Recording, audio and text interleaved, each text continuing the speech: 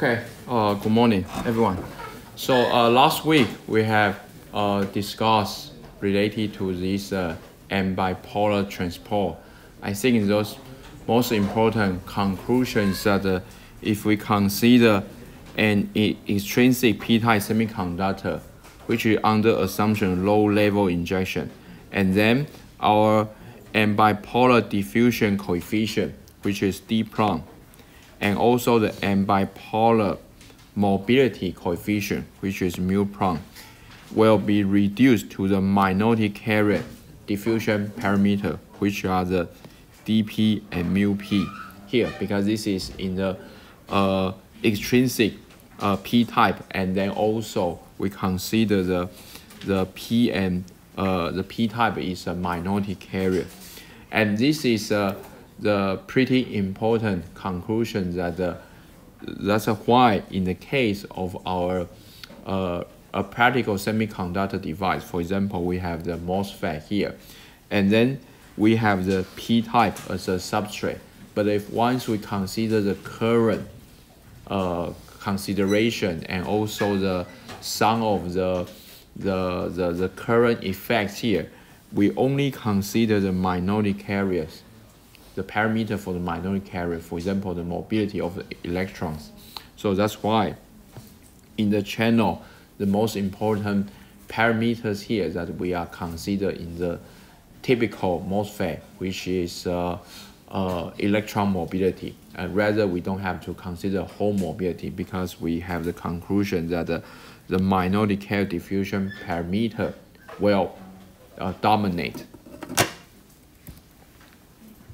So to continue, we will for sure that we can still to expand the equation. The previous one is a p-type semiconductor under low injection, but we can also consider the extrinsic n-type semiconductor under the low injection.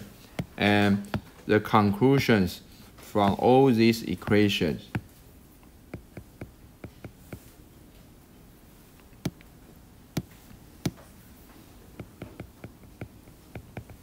So the conclusions from all these equations are the behaviors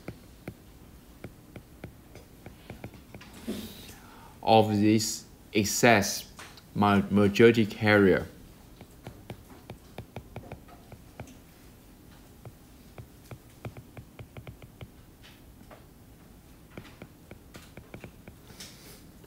is dominated by the minority carrier.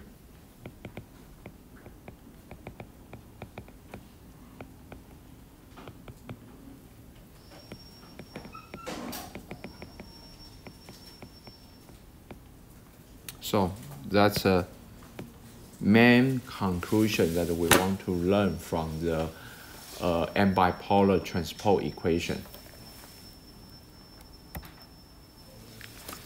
And here we will start to derive some of the more equation, try to understand this non-equilibrium excess carrier. So here just some information that you should know. If we consider the steady state, that means this is the excess carrier versus the time is equal to 0. That's we call this is steady state. And then if you consider the uniform distribution excess carrier, that means we consider this equation. And then if this is 0 electric field, that means this equation should be equal to 0. And if there's no excess carrier generation, for sure our G prime is equal to 0. And if there's no excess carrier recombination, so that means this will be equal to 0 as well. So here is some examples that we will start to try to extend our n bipolar transport equation to analyze some of practical cases, and therefore we will talk about the application of the n bipolar transport equation. So the first one is that we want to determine. So we already talked about the in the previous case that we mainly understand. We try to understand that what would be which kind of a carrier will major dominate in the one piece of semiconductor that both have the N and P carriers. And the next question is that we want to determine the time behavior of excess carrier. And then also we will be interested in the question that the time behavior excess carrier return to the thermal equilibrium condition. So that's actually the question that we want to solve. So we still back to the original equation for the bipolar transport equation, and now we consider a uniform concentration of the excess holes. So therefore this equation will be equal to 0. And also when T is larger than 0, we also assume there's no additional generation of excess carrier. So therefore the G prime is equal to 0 here. And therefore we can have this equation where our excess holes, the time-dependent excess hole is P0 exponential minus T over tau P0. So that's the equation that we can express as a time-dependent. This is time-dependent. This is a time-dependent of our excess hole carrier. It's a time-dependent of additional hole carriers. So this equation tells us that the concentration of excess holes decays exponentially.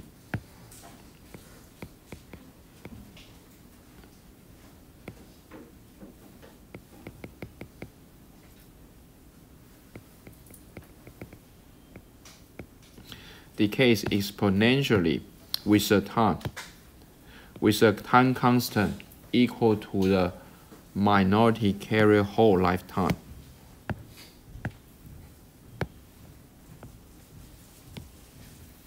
Which is tau P0 here. So now we can understand that with considering the time factor inside of our excess carrier, we can understand that this concentration of excess carrier actually will decays exponentially, and then also the time constant will be equal to the minority carrier. So the excess electron hole recombines at a rate determined by excess minority carrier hole lifetime in the N-type semiconductor. So that's the main the concept we would like to deliver from this equation. So in this case, we talk about the thermal equilibrium. But in the next case, we talk about the time dependence of excess carrier, but now it's under the steady state condition. So in the case with steady state, we already mentioned that it means that the derivative over the T is equal to 0. And also in here, we consider the electric field is equal to 0. And then we have a uniform generation rate and a homogeneous semiconductor. And therefore, these two will be approached to the 0 as well. So therefore, this equation will be simplified as a consider this one, and then the general solution for this equation is shown in here. So we might know that as T approach to the infinite, a steady state excess hole and electron concentration of a GP0 is reached. So this equation contains both a generation rate and a recombination rate term for this excess carriers here. So we have the G prime, which is a generation rate. So that's the case with a steady state. But next one is we also will be interested in the steady state spatial dependency of this excess carrier. Especially we are focused on the spatial dependency. So that means we are interested in the case of the location related. So in here, if we consider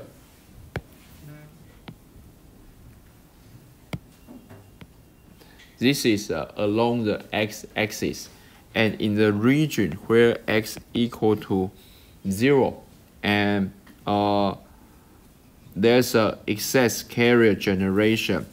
Excess carrier are being generated at the x equal to 0. So that means we have the carrier generation at the x equal to 0 as shown in here. That's a G prime. So then we will be interested in the spatial location. That means we are interested in the excess carrier behavior in this location and also in this location as well. So we assume that the excess carrier are being generated at the x equal to 0 only, and the excess carrier being generated at x equal to 0 will be diffusing in both the positive x and the minus x direction. So if there's a sudden generation of the carrier here, and for sure that this place has a higher concentration, so we can consider that the diffusion can be the one of the mechanism, because of the carrier will try to diffuse to the right, and then also the carrier will try to diffuse to the left as well. So that's how it is talking about. We'll begin to diffusion in the positive x and the minus x direction.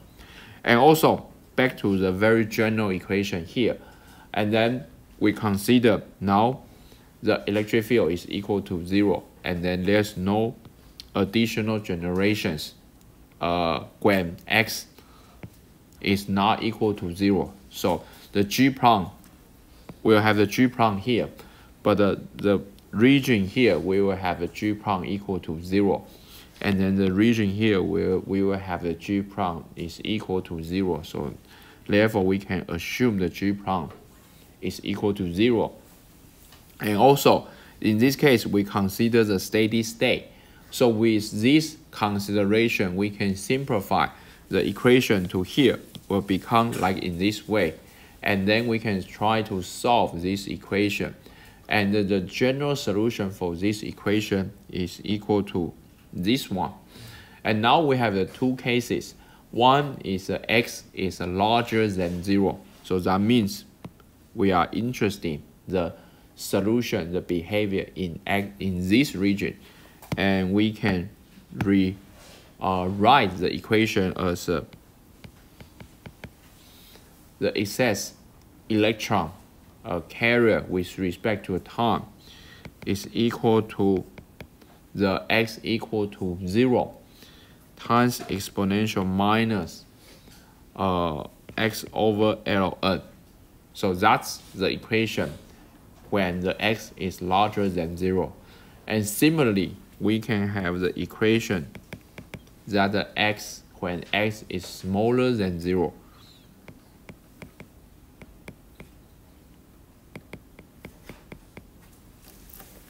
So far, we all based on the very generalized transport equation and bipolar transport equation, but we consider the different cases. With the different cases, we can start to simplify our equation.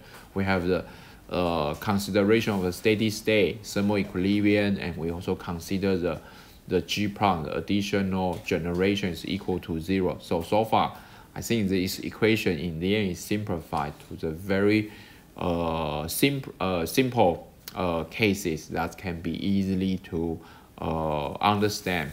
So then the next one is we consider that the for sure the charge neutrality is always the first consideration, and then the steady state excess majority carrier hole concentration also decays exponentially with the distance.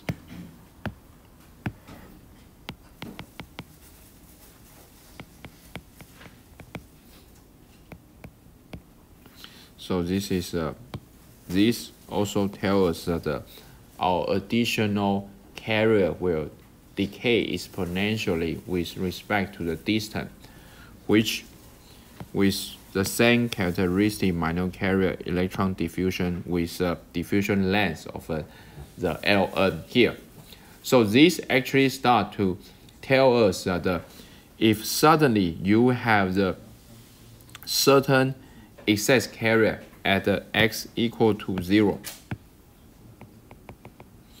if you suddenly you have excess carriers in the x to a 0 place, and then if we consider this is a p-type semiconductor, so that means we assume this is a piece of the semiconductor material.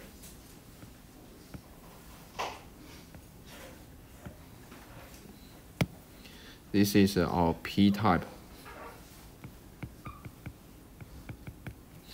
And then suddenly in this location we have the light, we have a certain light to insert, and then we start to have additional electron and holes generations here, and this is a region of x equal to 0.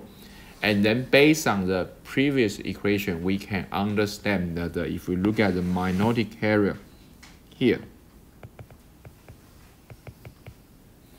so the concentration versus the location, which can be expressed by here.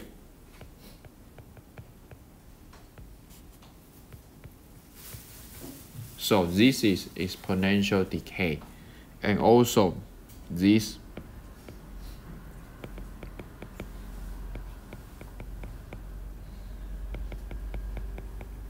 is exponential decay as well. So that's a main conclusion that we try to derive from the bipolar transport equation. And this is a majority carrier because this is a p-type.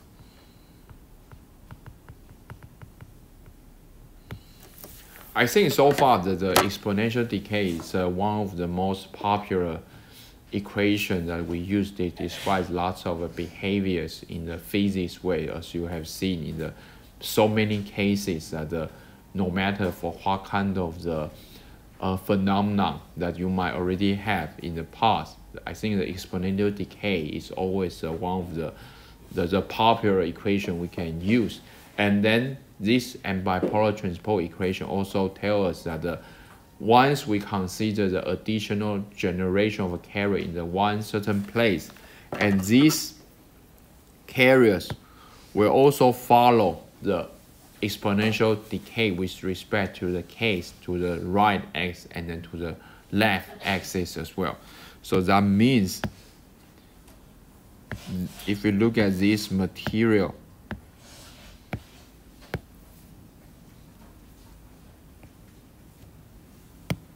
so we have the additional electron and additional excess holes will always have the exponential characteristic to the certain spatial exponential decay characteristic to the certain x locations.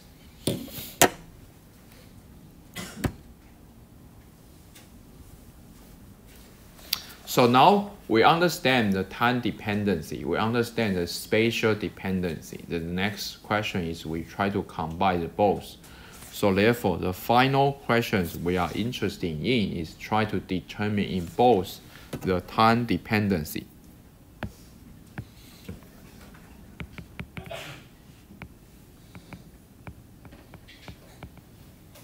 and spatial dependency.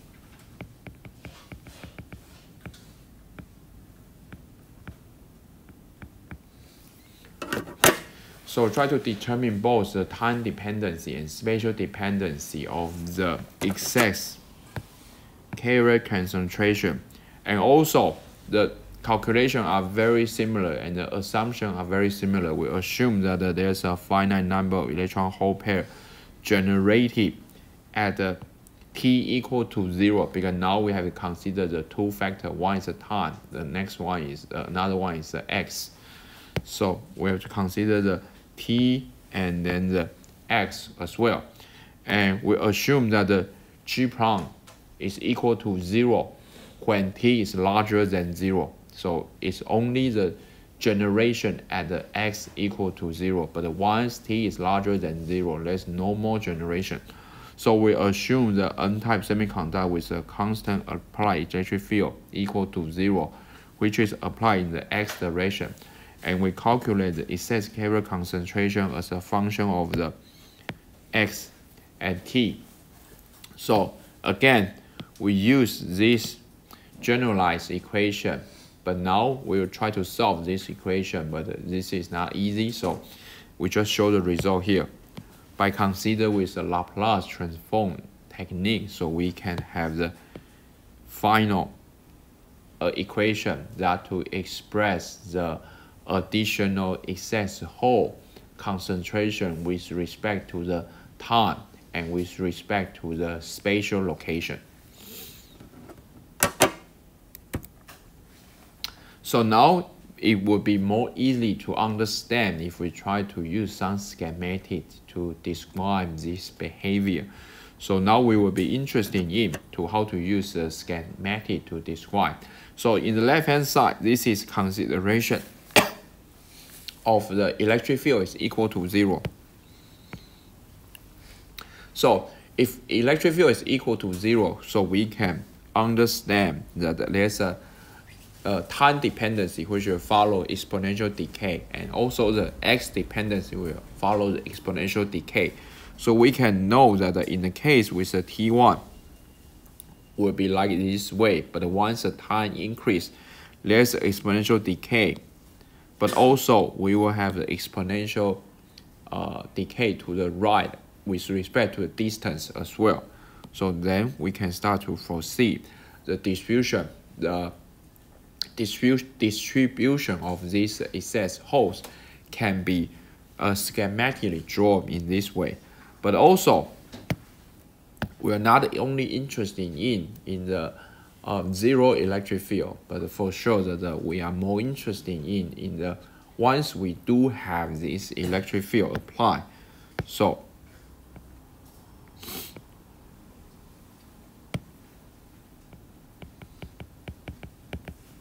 this is additional holes with respect to the x and the t, and then this is under the consideration of the electric field is applied toward the right here.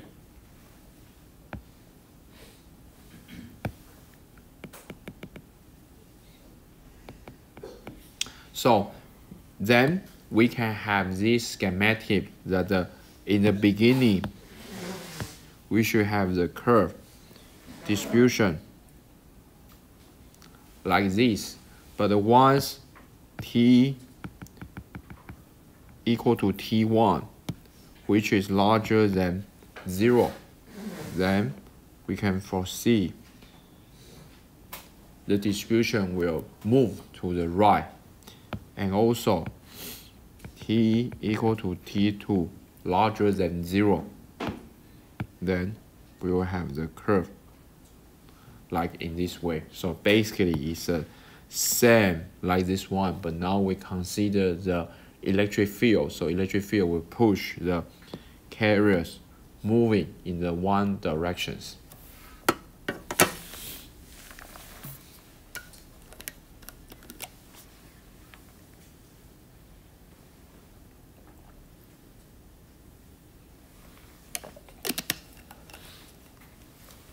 Okay, so in the end, as I already said, that although the equations looks very complicated, but in the end, I think the conclusions are very simple, and then it's very easy to understand that what actually these additional excess carriers once being generated in the one piece of semiconductor, what would be the time and then the location behavior of these excess carriers.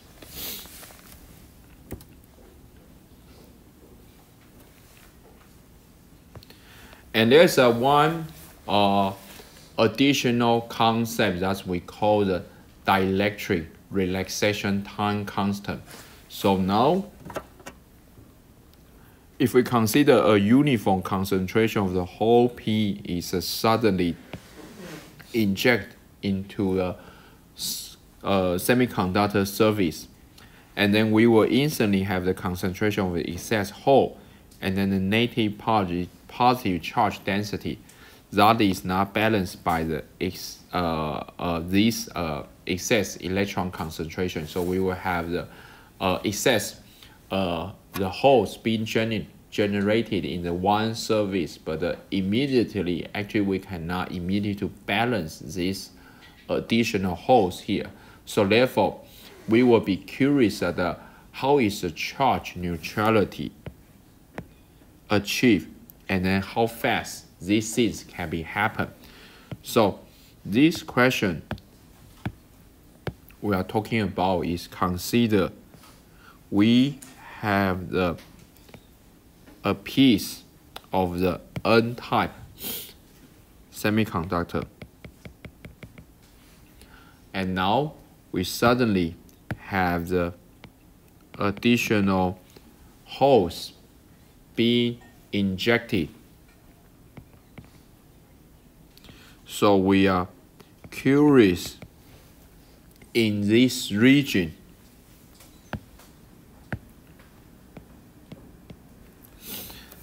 what would be the charge neutrality, and then also how fast of this additional hole can be balanced by the electrons in this semiconductor. So that would be our questions here.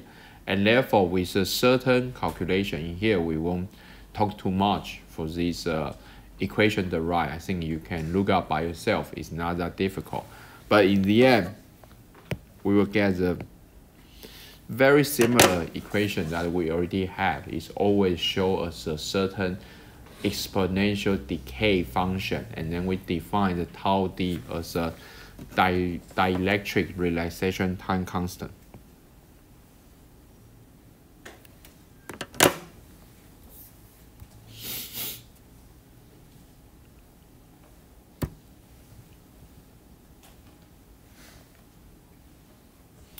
So, in reality, actually we can also use a certain experimental ways to prove that what we derive from this transport equation. So the Hans-Shockley experiment is try to measure the excess carrier behavior. So now we consider a piece of the semiconductor material, and we have the voltage source VE,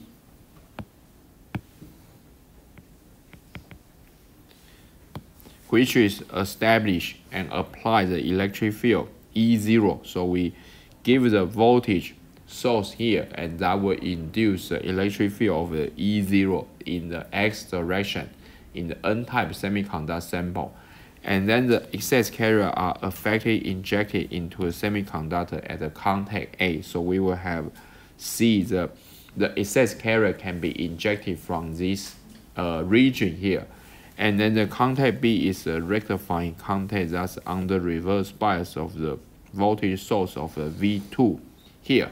So the contact B, the purpose for contact B is try to collect the excess carrier as a function of once they drift through to this location B. So we have the contact A that will apply the bias, and then we have the contact B that's used to collect the carriers here.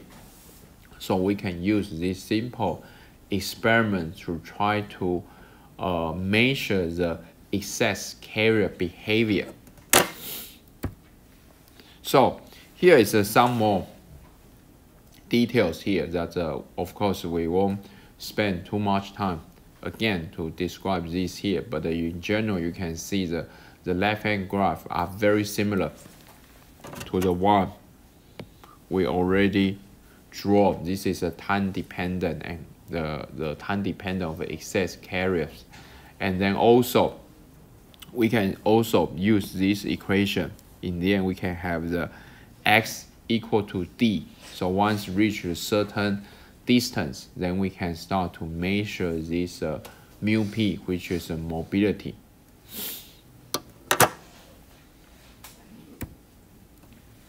So that's the end of our discussion related to the bipolar transport equation.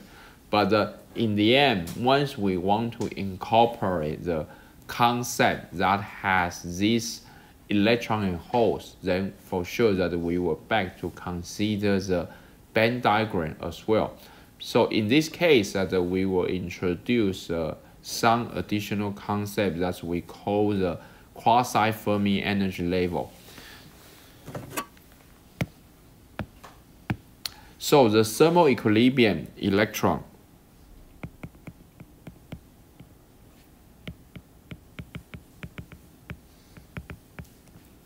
the thermal equilibrium electron and hole concentration are function of a Fermi energy level that we already shown before.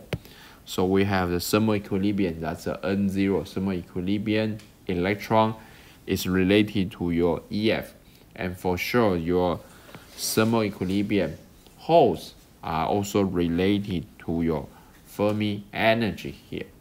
But now if there's a excess carrier are created in the semiconductor, we are no longer in the thermal equilibrium, and then also the Fermi energy is strictly not defined anymore, because the Fermi energy is considered in the case that we have the thermal equilibrium. But now we have the excess carrier, that means we don't have the thermal equilibrium anymore. So we cannot use the pure Fermi energy to describe our results here. So therefore, we have to introduce another term that we call the quasi-Fermi energy. So now, the case that we are talking about is that we have the thermal equilibrium electrons, but now plus the additional excess electrons will be equal to Ni exponential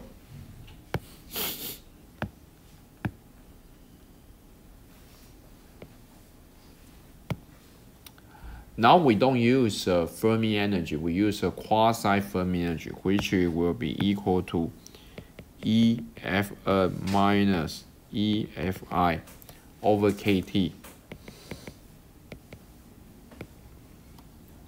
So the EFN are the quasi-Fermi energy for electrons. And also, we will have the P0 plus delta P. That's our thermal equilibrium holes plus our additional excess holes will be equal to Ni exponential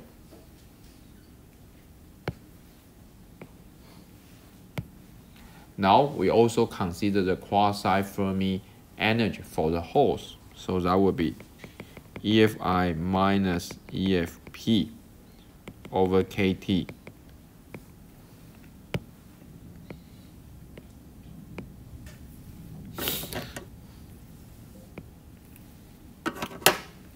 So the main difference between the typical Fermi energy and also the quasi-Fermi energy is that we consider in the different case. In the typical Fermi energy, we only consider under the thermal equilibrium. But now we actually consider that we have a thermal equilibrium concentration plus the additional excess concentration. So therefore, we cannot use the Fermi energy anymore. We have to use the term as we call as a quasi-Fermi energy.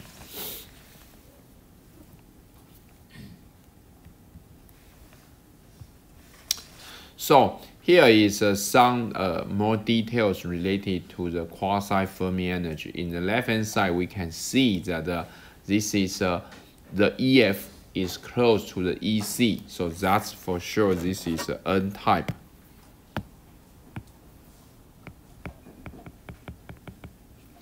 Semiconductor. So And then in the right hand side, we consider that there is a case that we start to have the additional holes and then additional electrons here. So therefore, there is a EFN shown here.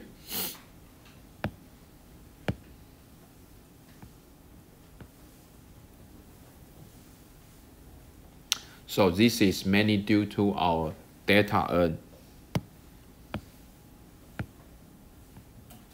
This will be related to our N0 plus delta N, and also this is related to P0 delta P as well.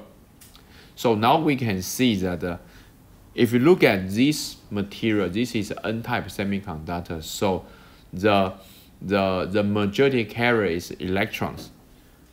The majority carrier electron concentration does not change significantly for this case if we're under the low level injection condition, because our EFN and EF are very close with each other. So actually we don't change a lot for the majority carrier concentration. But if we look at the quasi-Fermi energy for the minority carrier holes here, which is this one, and that's showing is a significantly difference from the Fermi energy.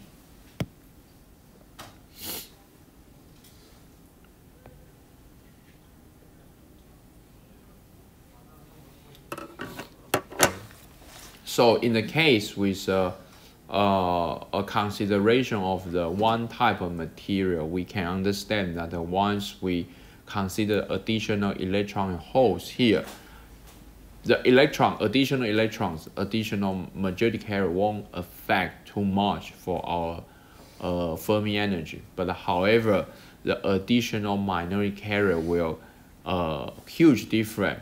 That will cause the quasi-Fermi energy for the minor carrier will huge difference from the previous Fermi level.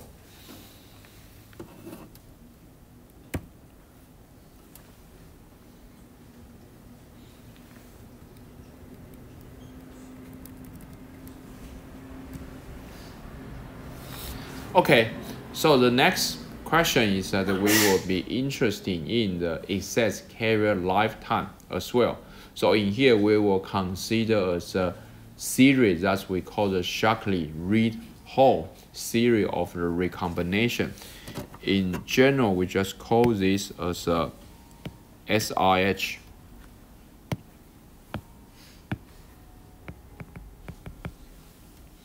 So if we consider that there is a allowed energy state inside the forbidden band gap. So if you look at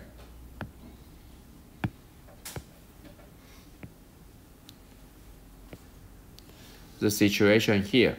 So now if we consider that this is a certain the band diagram for certain materials, and we already knew that inside this region we consider as a forbidden band gap. So the reason why we call it forbidden is that ideally there's no allowed energy states inside this forbidden band gap. But if suddenly there is an allowed energy state in here,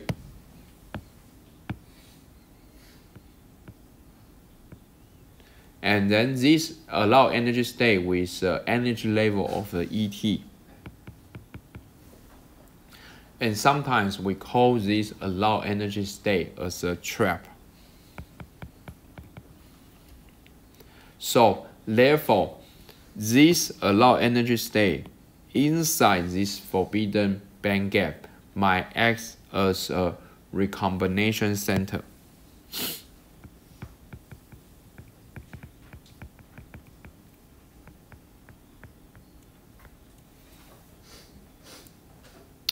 So that can cause certain different consideration of the different recombination. So the first can be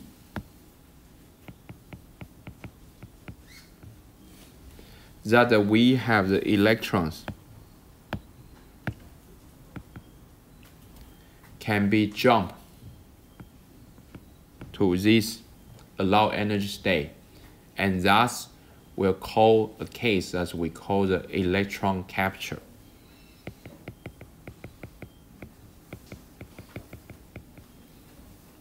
And this sometimes we call this as a trap. So this is one kind of the possibility.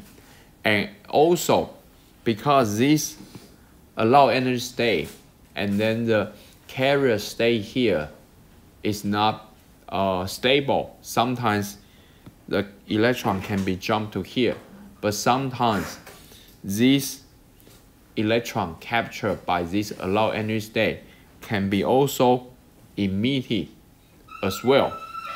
So that's lead to the second possible case where we have the ET here.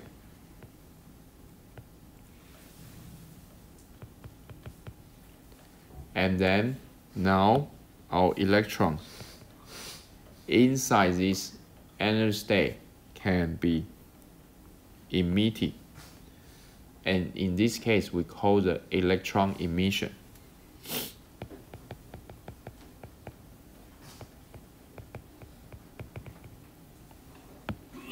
So that's a second possibility.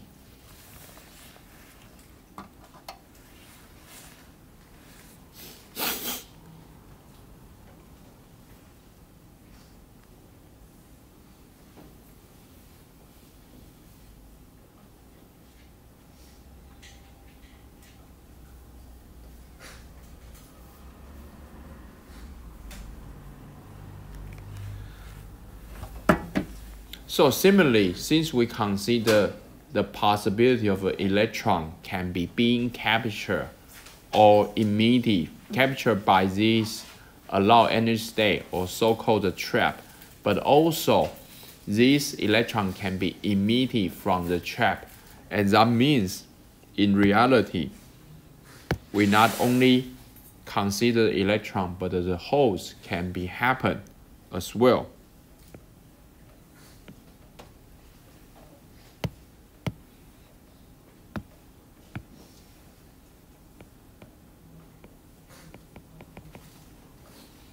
So we might have the case where the hole can be captured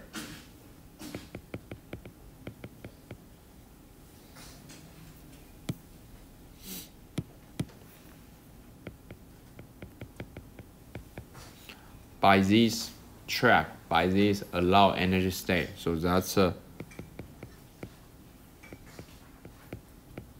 third process. And similarly, once we consider for the holes capture, that means we must have the hole emission as well.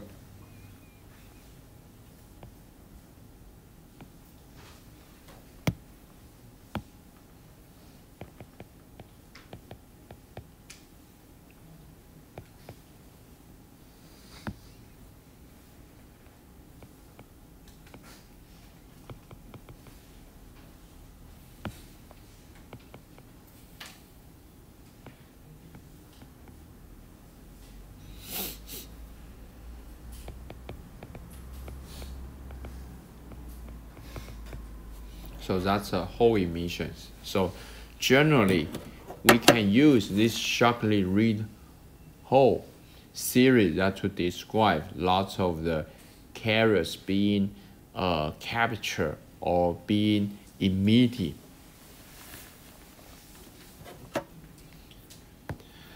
The sharply read hole theory of the recombination assume, in here we only assume a single recombination center or the trap existed in the energy ET with inside this band gap.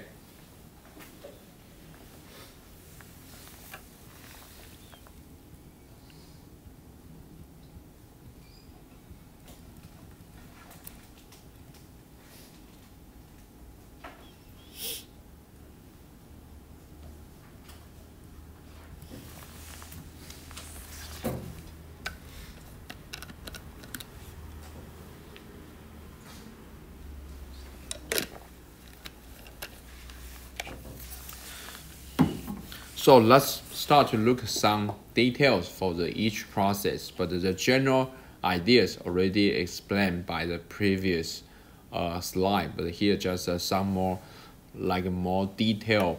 If you try to want to have some equation to estimate these things, and then will be explained in this slide.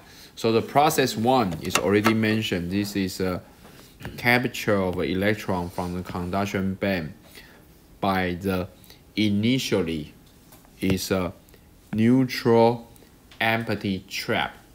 So initially this is an empty case, and therefore we will have the electron being trapped in here. So that's the first one is called the electron capture, and we can consider equation is shown here, where the RCN is a capture rate. So the capture rate is equal to the concentration. This is a cross section times the concentration, and also related to the Fermi function of the trap energy. And then also now the Fermi function is considered with respect to the trap energy here.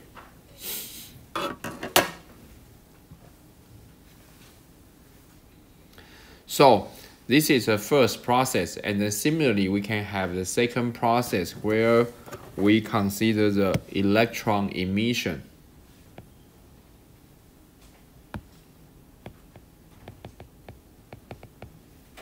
And in the case with the electron emission, here is emission. So we have very similar functions shown here. Then this one, REN, is considered as the emission rate. And also, this is a probability that the trap is occupied, can be expressed by this Fermi function as well.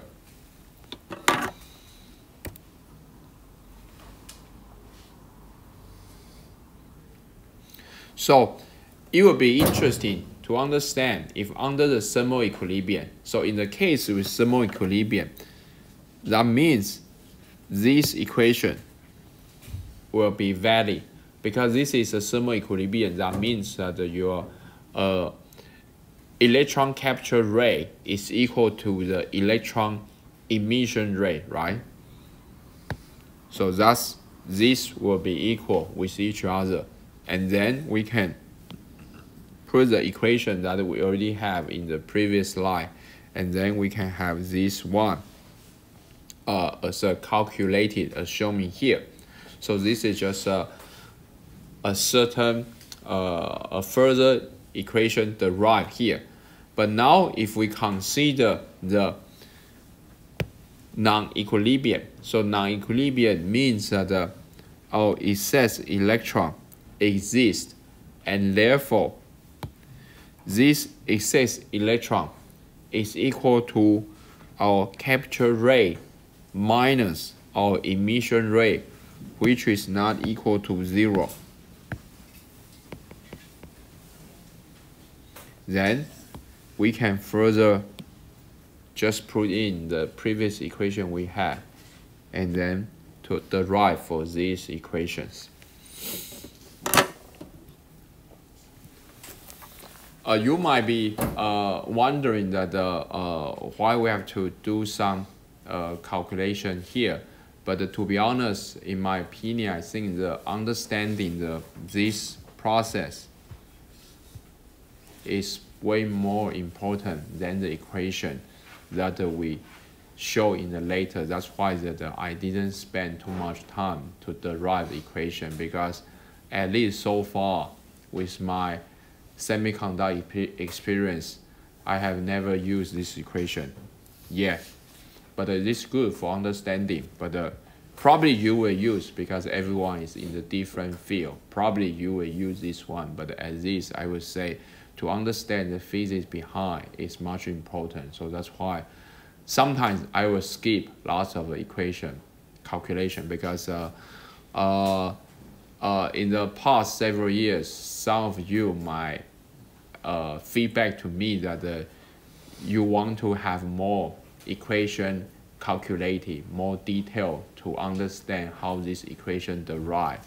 But actually, in my opinion, that the equation just try to support our physics understanding. So the most important part is that you need to understand the physics behind rather than too much focus on the equation. Some equation is very useful, especially for the exam.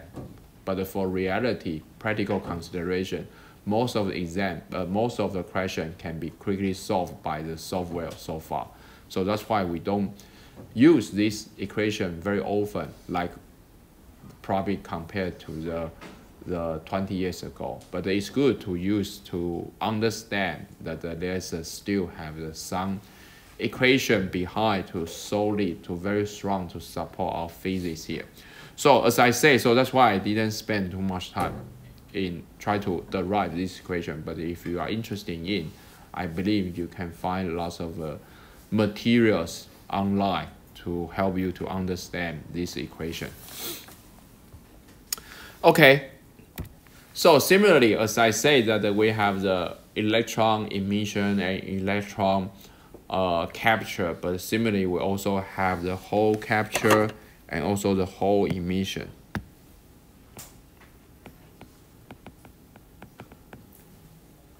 So then the equation will be very similar. So the process 3 is consider the equation as shown me here, where we have this is a case with consider for the capture hole from valence band by a trap containing an electron, or we may consider the process to be emission of electron from the trap into the valence band. So we have the equation as shown me here. I think we might. Yeah, there's a hole concentration should be included as well. And then the process 4 is consider the hole emission, which we have very similar equation like we already showed in the previous slide.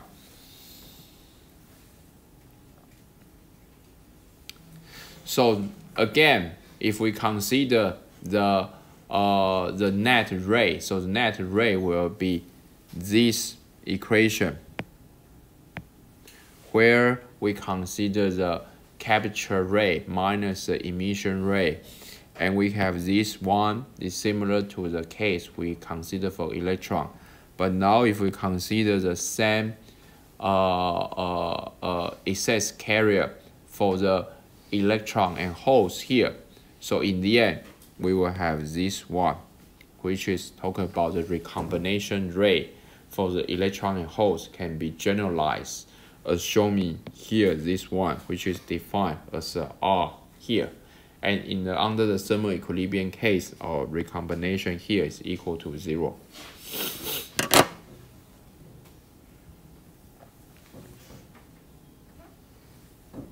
So now if we consider a N-type semiconductor under low injection, so now we consider the N-type semiconductor case here.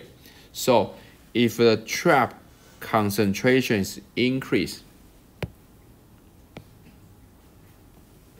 so that means this one is increased, then our tau P0 will decrease.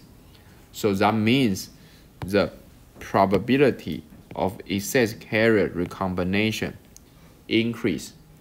So this decrease, and then this probability of excess recombination increase, and therefore the excess minority carrier lifetime decrease as well. So that means now if we have more trap, possibly to increase. So if our trap concentration is increased, so that means if we now assume this is a piece of our semiconductor, but now our trap concentration is increased. in the previous case, we only consider a single trap, but now we have a multiple trap with a different location, and therefore this probability of excess carrier recombination increase. That means you might have possibility that your electrons will be easily captured by this trap. So that's we consider as a recombination. So this capture probability increase.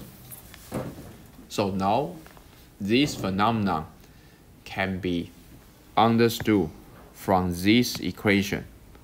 But even in the case we don't consider this equation, I think it's pretty straightforward that if we only have one single allowed state, then the probability is low. But if we have a multiple allowed state here, so we can consider the electron capture by this allowed energy state, this probability is increased. So this is the conclusion that I mainly want to deliver from these equations.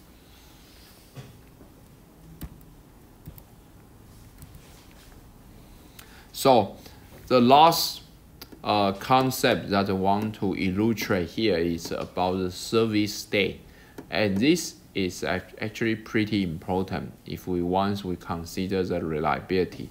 But in this class, we don't talk about reliability. We mainly talk about the basic semiconductor physics here. But they still have one slide talk about the service state here.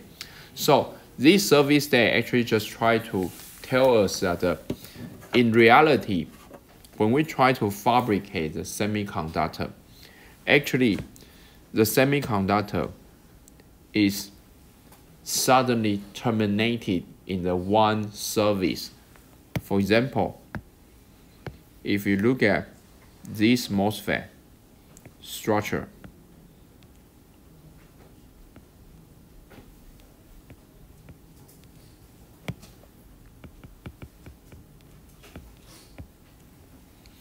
so we all know this is a typical silicon material, but in anyhow, the silicon material will be stopped at this interface. That's we consider this is abruptly terminated, because in anyhow your crystal arrangement will be stopped at this interface here.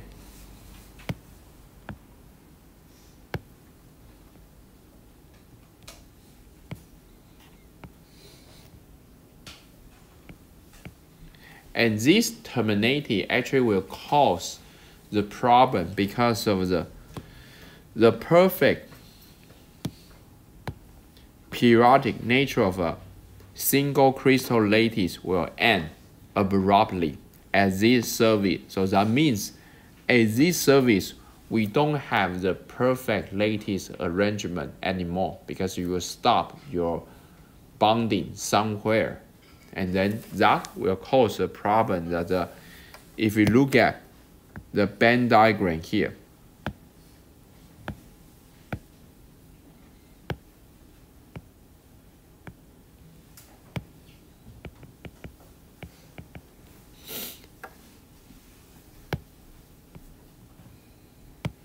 so if you look at band diagram at this interface, then we will find out that this disruption of this periodic potential function in here results in many allowed electronic energy state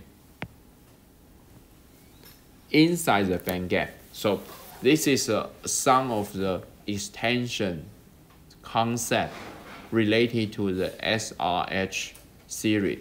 In the previous case, in the SRH that we talk about for the Shockley Reed Hall series, we only talk about one kind of the trap. One trap inside our forbidden band gap.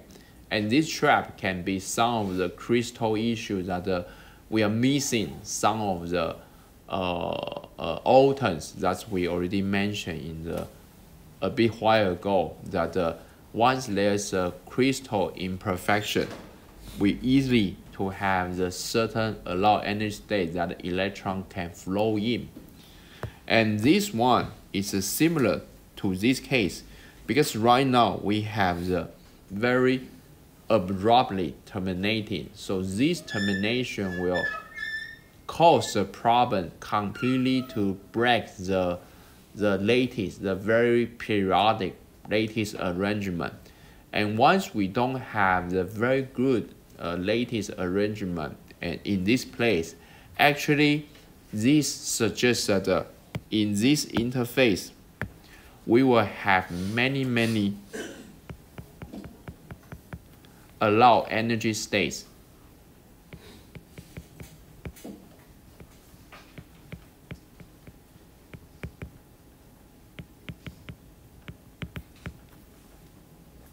So this allowed energy state will cause lots of reliability issue. From previous SRH theory, we already knew that this energy state, as long as we have energy state in here, the electron can be always being captured or being emitted, no matter for electron and hole. So we might face electron capture emission. We might also face holes capture emission, and therefore that's why this allowed energy state in the interface we have to particularly pay attention to. But in general, actually, in the further, once you really start to need to solve some reliability issue, or you start to learn that from some reliability concept, then you will know that actually fundamentally we call the allowed energy state, but this allowed energy state is in the interface. So we give the particular name for this is how we call as an interface state.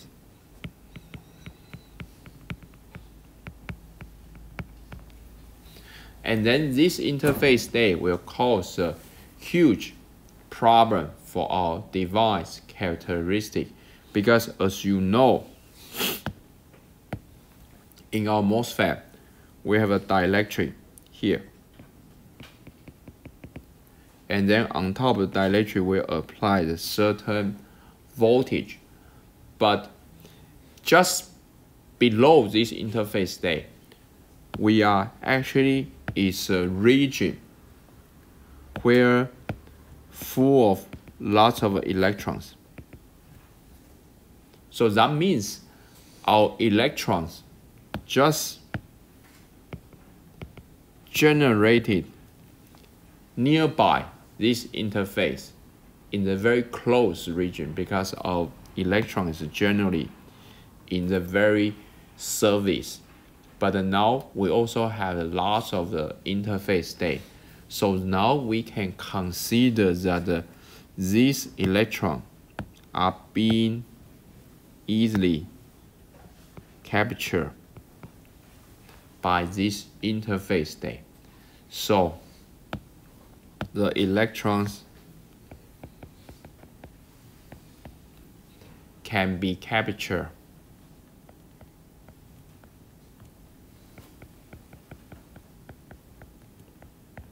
by this state. And this is a very serious issue that we call as interface trapping, because this is a trapping happening in the interface.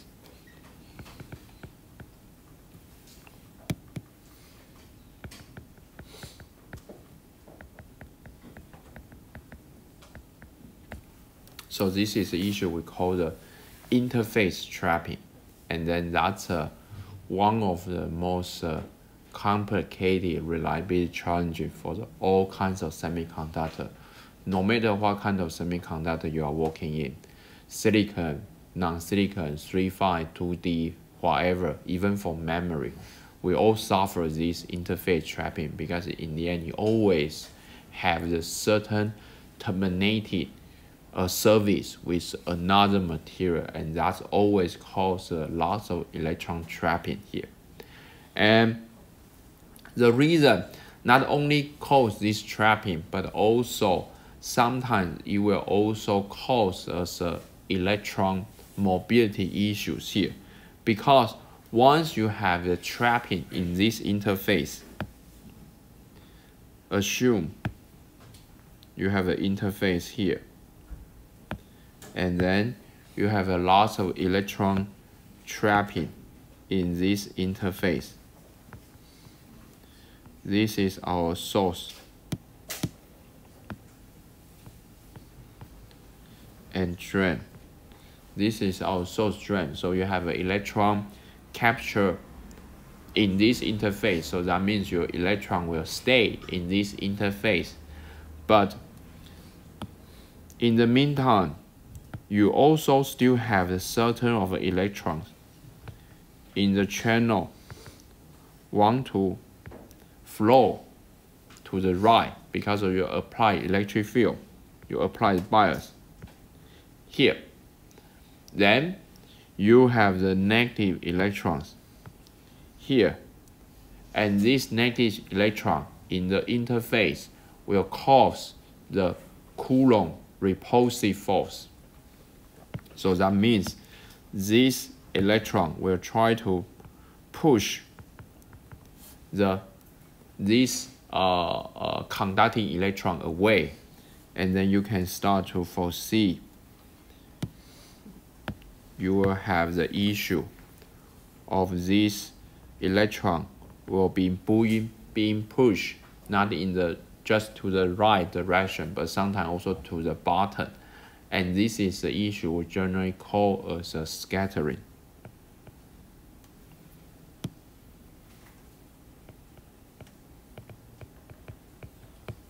So once we have the carrier scattering, that's always cause the mobility decrease.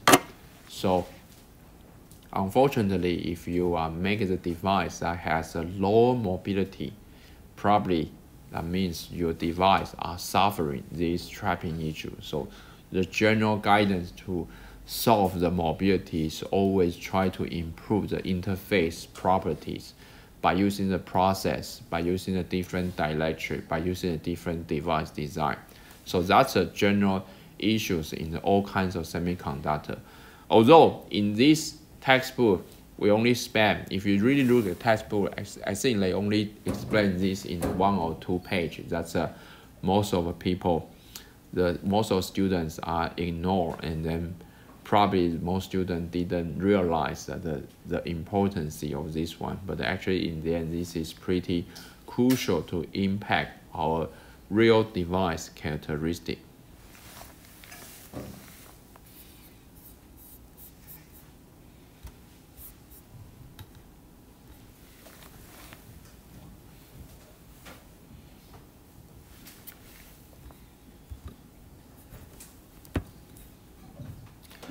Okay, so I think this is the most important one that I want to spend the time describe. And then to understand this equation, to understand this graph, you can find it out in the textbook. There's already enough text that you can understand from the meaning of the suggestion from the textbooks.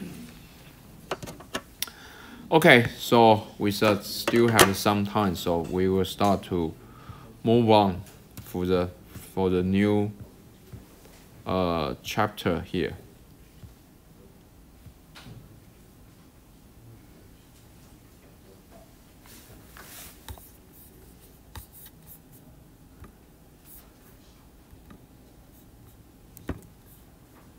So finally, we finish the discussion related to all kinds of the carriers issue. The carrier issue related to the thermal equilibrium, how we estimate the concentration, and also the carrier issue related to the non-equilibrium. Once we have additional carriers being generated, and how do we understand the additional carriers behavior.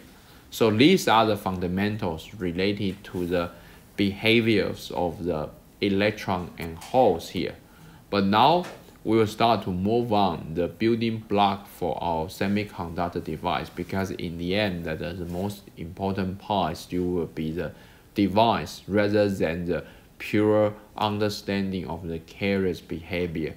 And then the first important block for the device is the p-n junction. And then the reason why we have to understand the p-n junction is because of the p-n junction are existed in the many place for your device that you are working on. So for example, if you look at the simple MOSFET,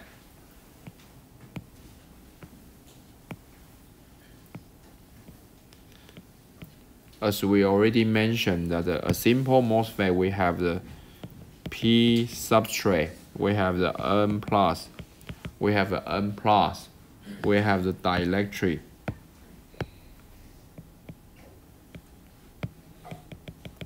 and then on top of dielectric we have the gate metal. So inside the simple MOSFET, we already foresee that at least 2 p-n junctions, which is here and here. So these are the p-n junctions.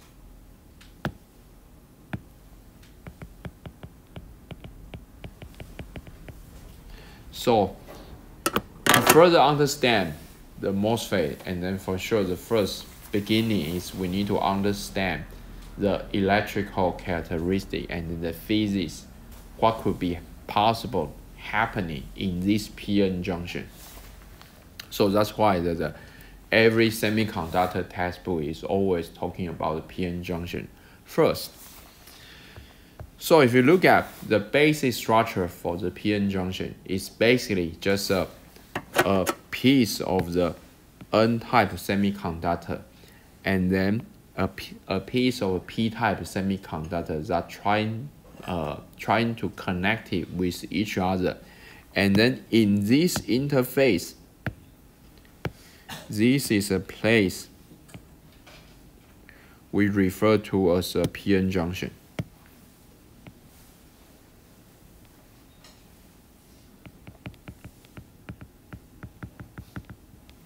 So this is place we refer to as a p-n junction. So once we consider this piece of the semiconductor, that you have the left-hand side as a p-type, right-hand side as a type, and then the first things we try to do is try to analyze the concentration distribution in this kind of the p-n junction. So if you try to plot the concentration with respect to the x location, the left-hand side is a p region. So that means if we consider left-hand side is a p plus, so that means the left-hand side is a region where has a higher Na.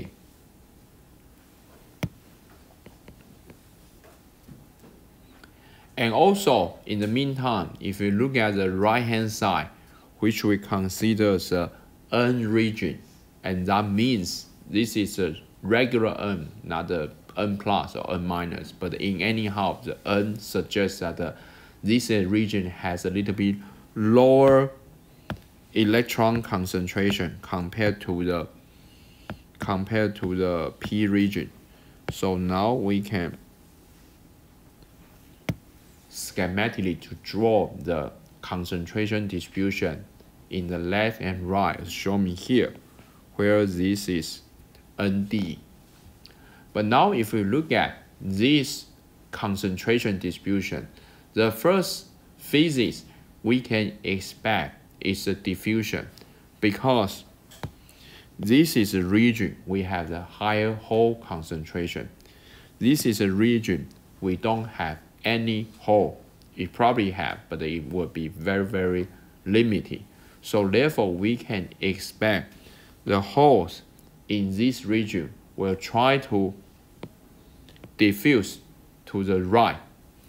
So therefore, the first physics we can expect is a hole distribution.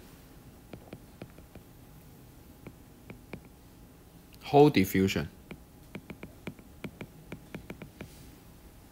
And similarly, this is a region we have lots of electron, but this is a region we don't have any electron, and therefore we can expect the electron will diffuse from the high concentration region to the low concentration region. So therefore we can expect there's electron diffusion as well.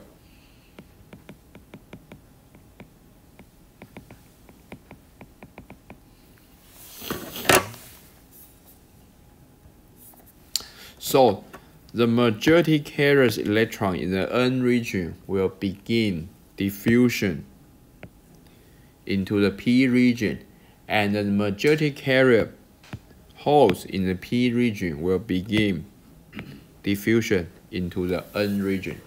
So far, the diffusion is a pretty simple physics that should be valid in all kind of the system that has a different concentration region. But the problem is that if we only consider the diffusion, then the hole will try to diffuse to the right, and then with a certain time, we should reach the condition that we have the same hole concentration equal to the same hole concentration to the right. And similarly, if we consider only have the electron diffusion, then with a certain of a time, we will have the same electron concentration in the right, and then same electron concentration to the left. And in the end, this, with a certain moment, this material become as a material that has equal electron and hole concentration, no matter in the left and right. So if we only consider diffusion, then with a certain time, this material becomes the intrinsic semiconductor. That means that this material will be in the end equal to the electron concentration will be equal to the hole concentration if there's only the diffusion mechanism existed.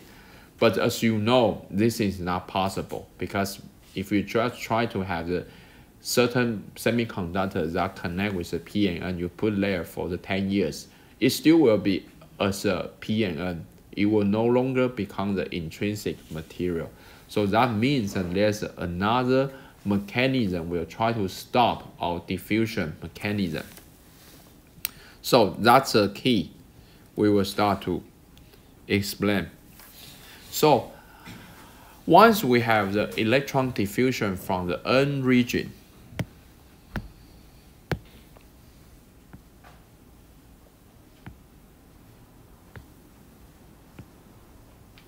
so we are talking about a piece of the semiconductor material that we have the P and N, and then we have the interface in here.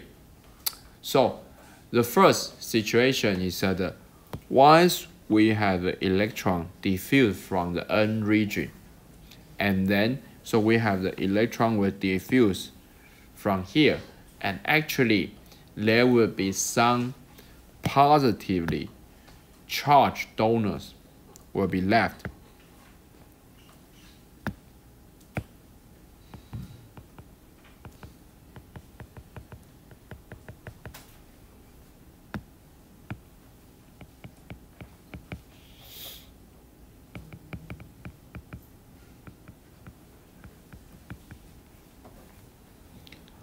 Because of certain of the electron will diffuse to the left, and then some of the positive charge will left behind.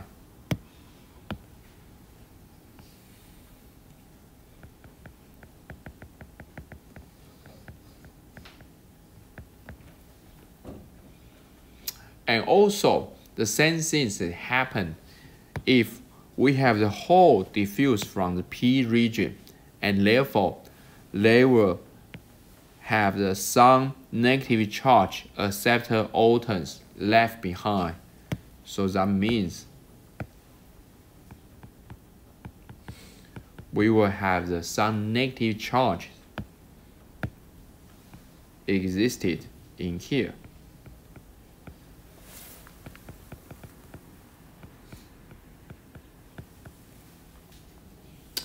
And therefore, this net positive charge and negative charge in the N and P region will induce an electric field in the region inside this p-n junction. So that means if we look in this consideration of this first.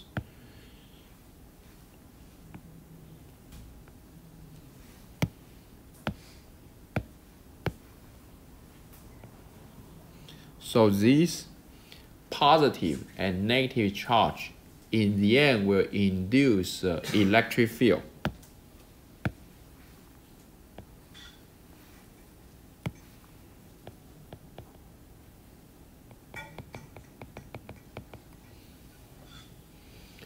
And this induced electric field will be in this direction. And therefore, this is the reason why the hole diffusion and the electron diffusion will not continue dominate the whole p-n junction, because of once under the thermal equilibrium, the diffusion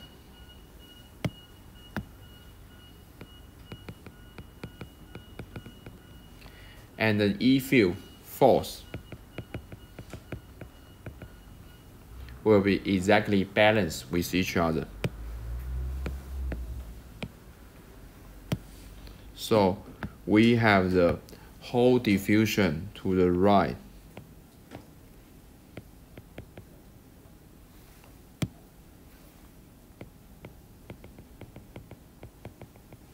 And then we have the electron diffusion here.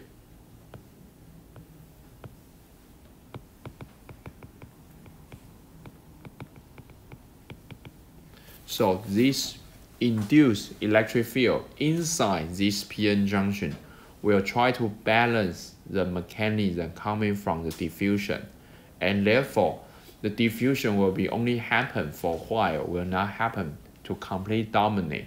That's why this piece of material will never become intrinsic material. It's always, as shown here, will become a place that as a material that we both have the P and N type. And this region is we call the space charge region.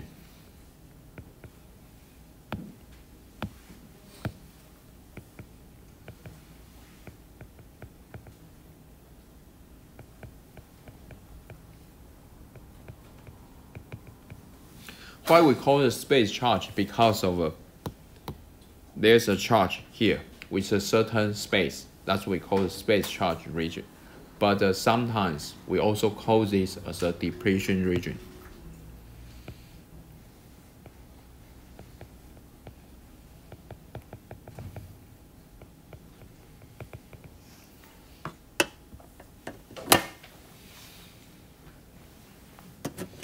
This is a diffusion force. Okay, so we will take break for 10 minutes and we'll come back at 11:10.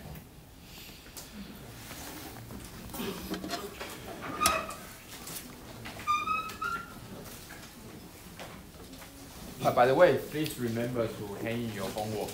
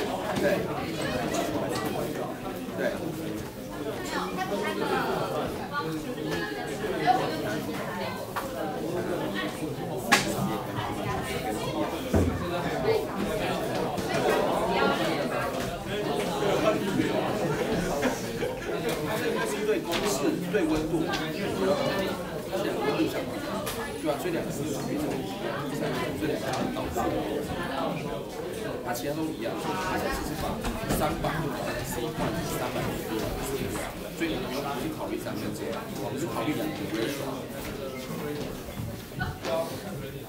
对，你就把这个讲分 NC 来讲，就像看到这边是假设你是 NC 第一个温度等于这个。3分之2，然后 NC 负等于这个，然后另外一个 T， 然后3这个，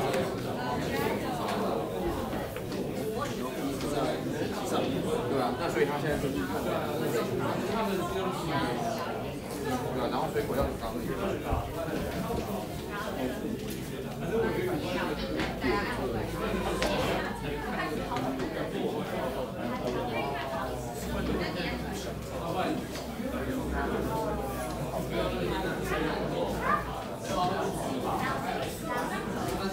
它就是300的 NC，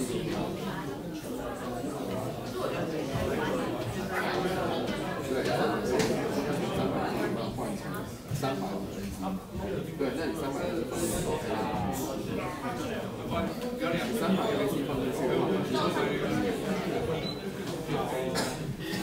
这些是 constant， 对，所以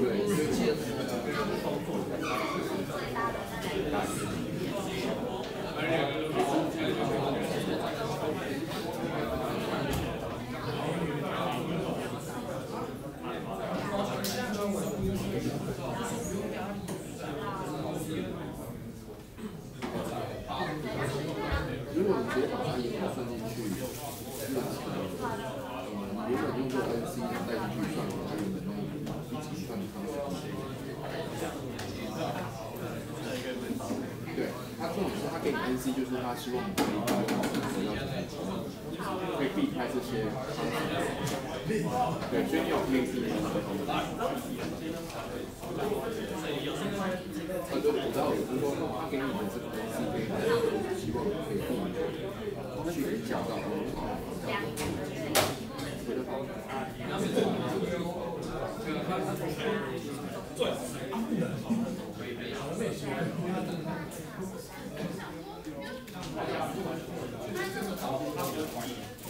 哦，他应该是用这个算的吧？不是用这个，我不知道这是前面算的。跟埃及方得跟西边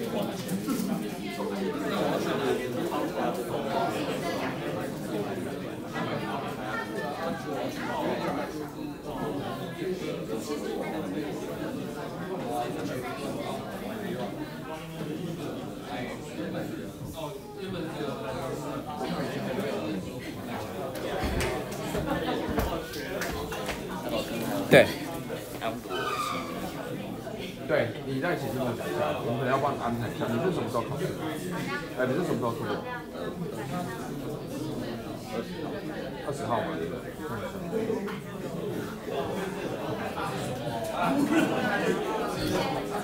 下礼拜五可以吗？下礼拜五几点？对，下礼拜。你先写信跟我讲一下，我再回信。我再回信给你讲一下。对，下礼拜我看一下。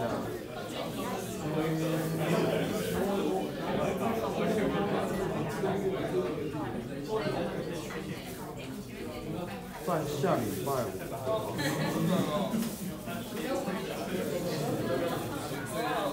11点到12点半。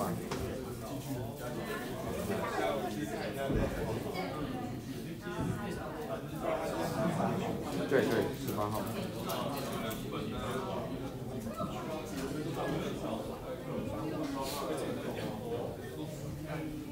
对，下礼拜的11点到这里。对对，你先写信跟我讲，对，我再发现，再叫主教，然后地点我再通知。对。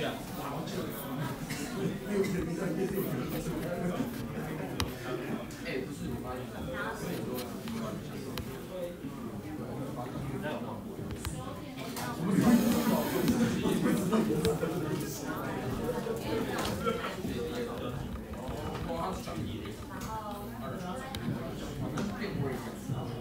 哦，不是，他这个题目就有写啊，他题目写出 variable 是 t square 的。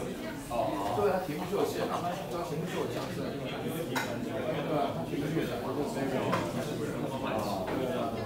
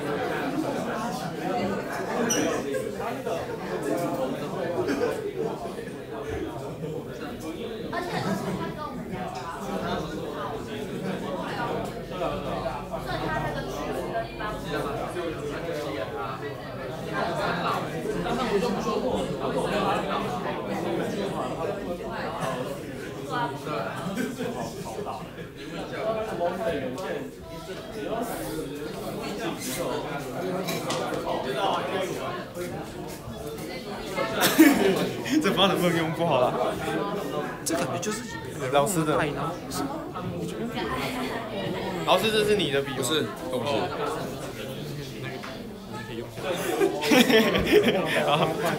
好，要不然就先这样，好。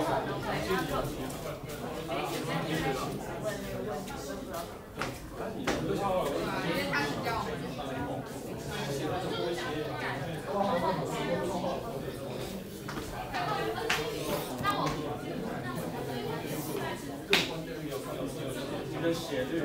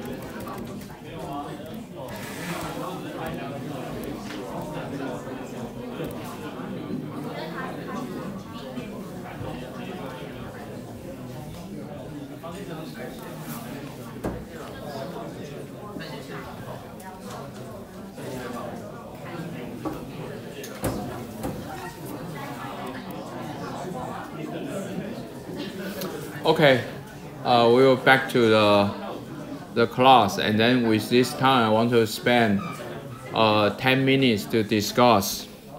I think you already saw the slide I have the upload in yesterday, so I also want to use this occasion to just make sure that everyone is being aware of that.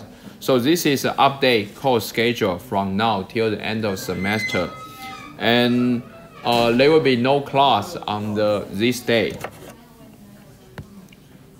So we won't have a class on this one, so we definitely have to arrange some makeup class. So I decided to make up here. So, but it is fine that whether you can be present or not. Anyhow, we were recording will be upload. I think that should be has a less issue that whether your attendance, being able to attend this class or not. And then for next week we have the midterm exam. That will be exactly this time. Will be from the 10 a.m. to the 11:30, and then in this classroom. So try to arrive the classroom by the 9:45. So you have to arrive the class by the 9:45 to make sure that you can make it. Otherwise, probably if everyone arrive earlier, we can stop the exam earlier. So you will get some more timing for your midterm exam.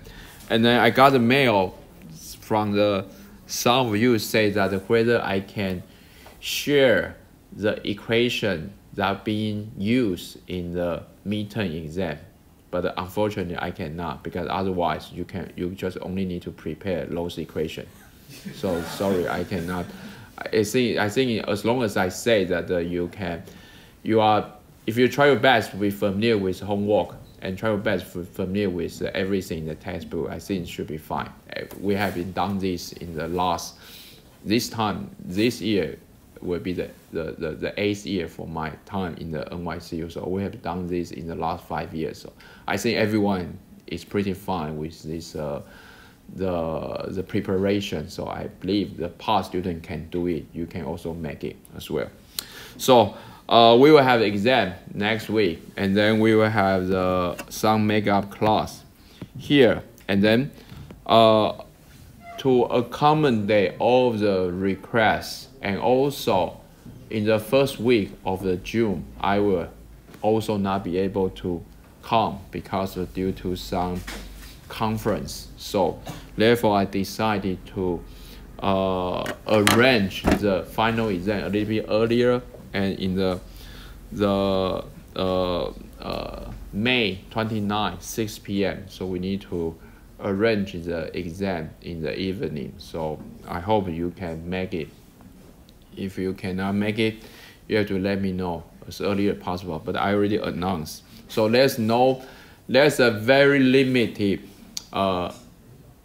possibility to adjust the final exam. So we cannot rearrange a little bit later, because a little bit later will be too late. But we cannot arrange a little bit earlier because it's already in the same week we just finished the class. So I think there will be a very small margin that we can rearrange the time. So that's just some update regarding for our midterm, and then the course schedule, and then also the final exam. And the rest of it is the same. So that's just the same. And then this is just an update. We were at the 10 a.m. as I said, and then please come by the 9:45. And then ideally we will have the 1.5 hours for your midterm exam.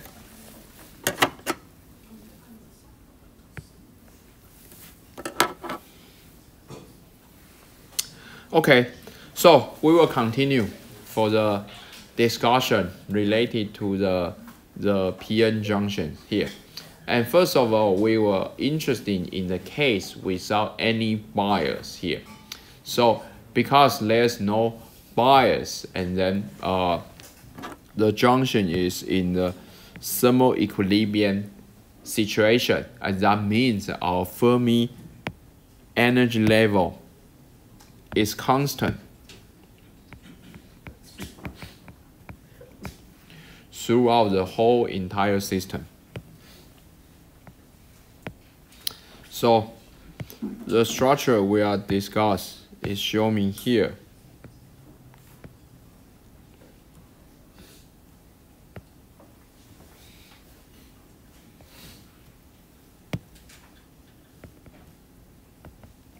So we are consider the one with the p-type on the left as an n-type on the right. And then if you try to think about the basic band diagram for the p-type, so we know in the case of p-type, that means this is our Fermi energy, EF. So the p-type means our Fermi energy is close to the valence band.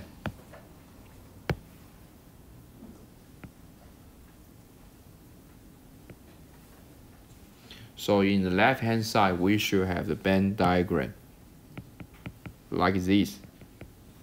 EC and EV, and then our EF is close to the EV. And in the right hand side, this is N-type. So that means our EF should be close to the conduction band. And as already mentioned, this is under the thermal equilibrium case. So therefore, our EF should be constant in the whole system. And then in the right hand side is our EF close to the EC. So therefore, we should have the band diagram like this one.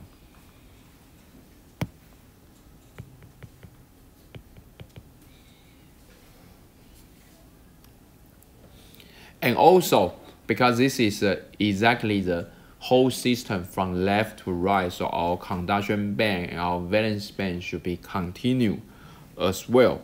So in the end, the system, the band diagram for the whole p-n junction should exhibit like in this way.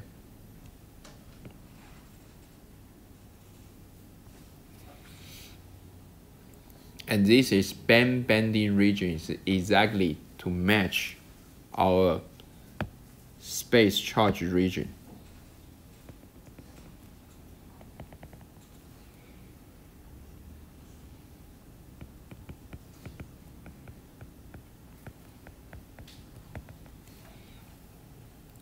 And also our EFI will be continuous as well. So EFI will be in the middle between the EC and EV.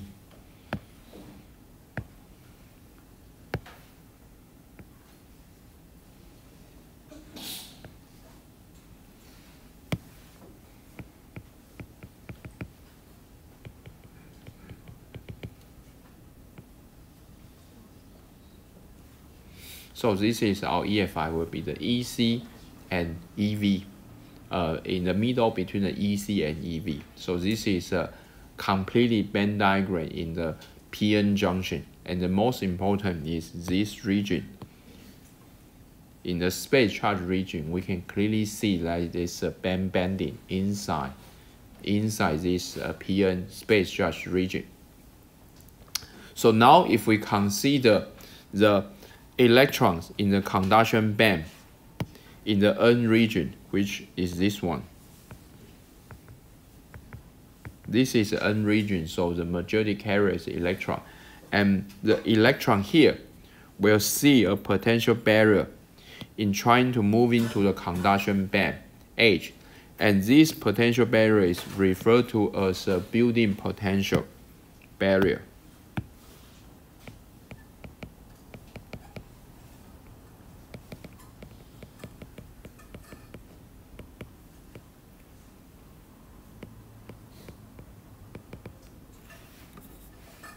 And that's we call this as a VBI. So these electrons originally, if we only consider as a diffusion mechanism, the high electron in the right hand side will try to diffuse to the left. But now this electron will see a certain barriers as shown in here. This is a potential barrier. So this barrier will try to stop the diffusion. So that's why we will not see the electron diffusion, because of the electron diffusion will be stopped by this potential barrier here. And similarly, if you consider the holes here, the holes also will like to diffuse to the right. But also, it is not possible due to this diffusion barrier here. So the potential VBI maintains equilibrium. So there's no current produced by the voltage. And this is a potential barrier here. So this is the reason why in the PN junction here, so we won't see the diffusion will dominate. And this is because we have this potential barrier.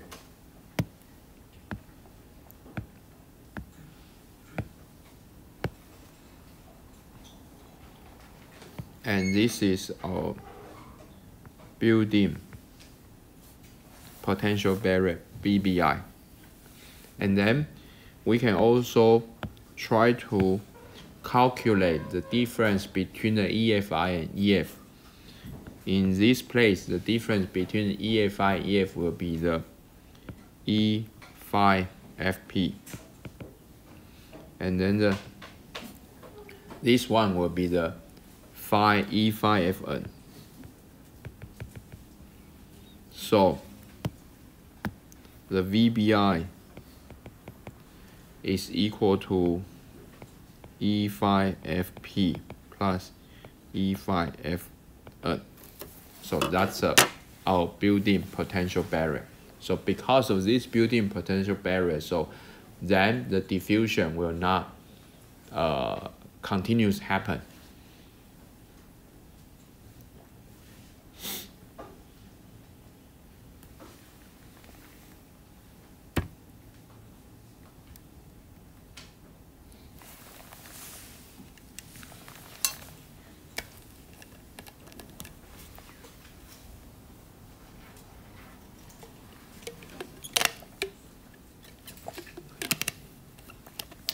So then we can start to think about how to estimate the VBI. So we're starting from this equation that our VBI is equal to phi Fn plus phi Fp, as shown here. This one together is equal to this one. And also, we all know the thermal equilibrium concentration can be expressed here. And this is also another form for the thermal equilibrium electron concentration. And also the EFN can be shown in here. Therefore, we can consider this one will be in the end equal to this. So this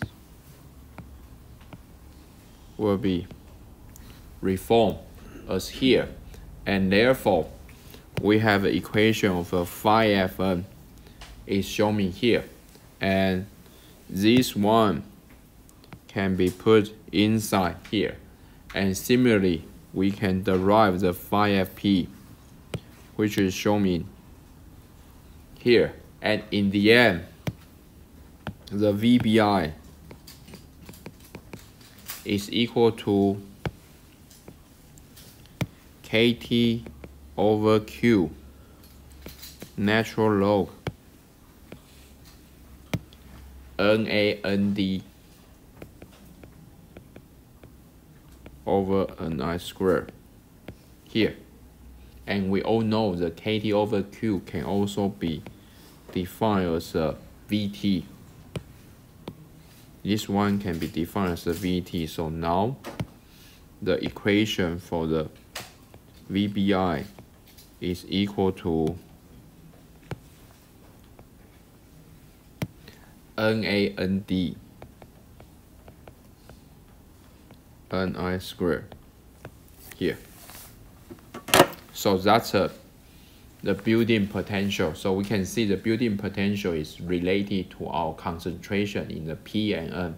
But I think that's pretty straightforward. So if you have the higher concentration, you actually will get higher large barriers, as shown in this equation.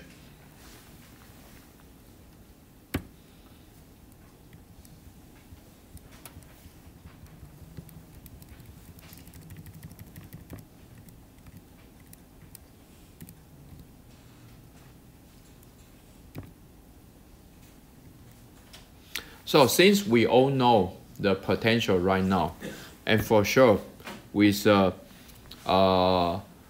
semiconductor engineers, so we are always very interested in the electric field and then later for the potential and so on and so on. So the next question is that we would like to understand the electric field inside this depletion region. So we already knew that once we have the PN junction, as shown here, we have a P and N, and then in the interface junction, we have some negative charge on the left, positive charge on the right.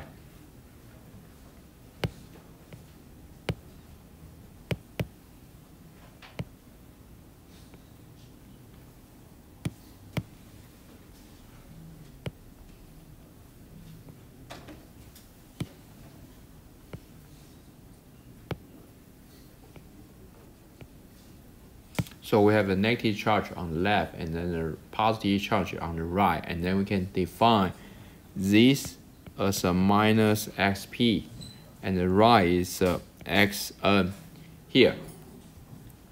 So we're starting from the very basic equation that we call the Poisson equation, which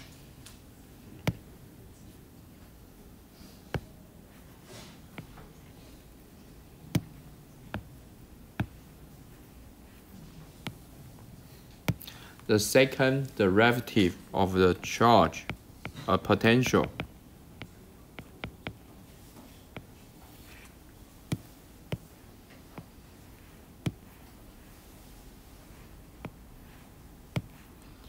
is equal to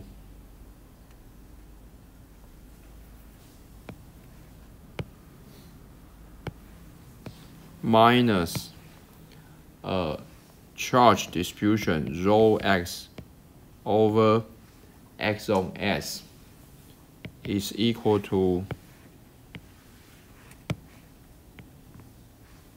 dE over dx.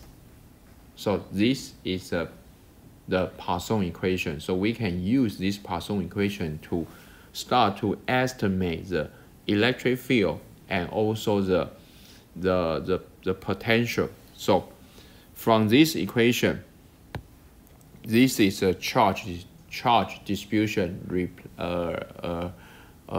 with respect to the different x locations. So the first is we have to understand, we have to analyze the rho x, which is a charge distribution. And once we have a charge distribution, then we do the integration, then we can have the electric field. And once we have an electric field, we do the integration again, then we can have the potential. So the most important part is first we have to estimate the charge distribution with respect to the x location.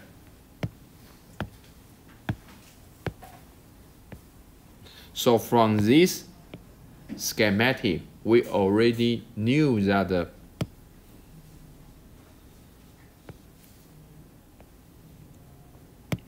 we have the rho x, and then in this we have the positive charge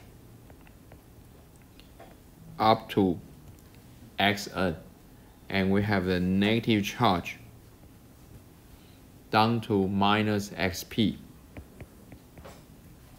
And then this is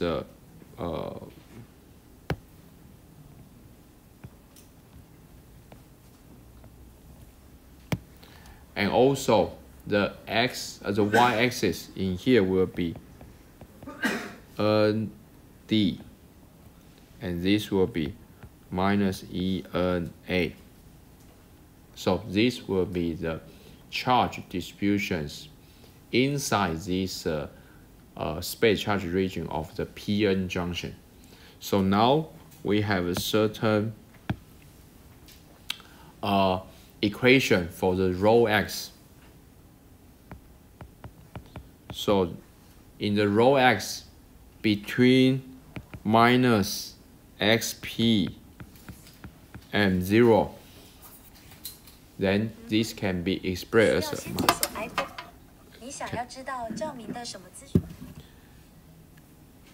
then you can have the rho x is equal to minus ENA. And also in the region where we have the 0, x smaller than xn, so we have the rho x is equal to END here. So this distribution is mainly coming from this schematic, and therefore we first try to solve in the region whether x is smaller than the xn and larger than 0. So we just do the integration, then we can have this formula. And then also in this region we do the integration, then we have this formula. And then also to solve this C1 and C2, one thing particularly is that the electric field will be continuous at the x equal to 0. So therefore this equation will be valid, and therefore this one, the electric field here,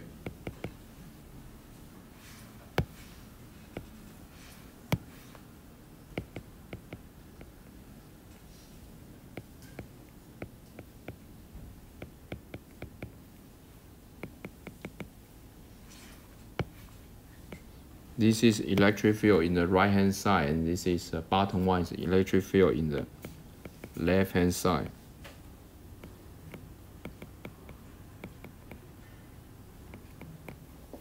So based on this formula, now we can expect the electric field distribution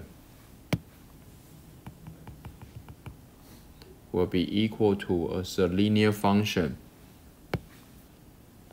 to the x equal to xn,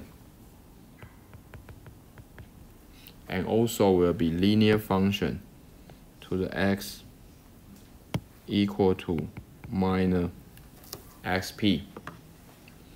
And also, as I say, that this electric field at here will be continuous. So at x equal to 0, this should be equal to this one, and therefore we can also have this equation coming out.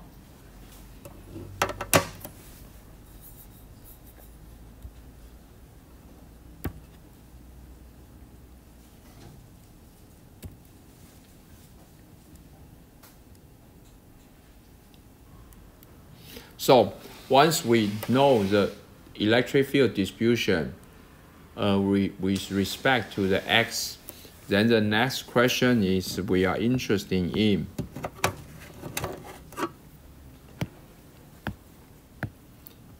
this, using the electric field to derive the potential distribution, and then the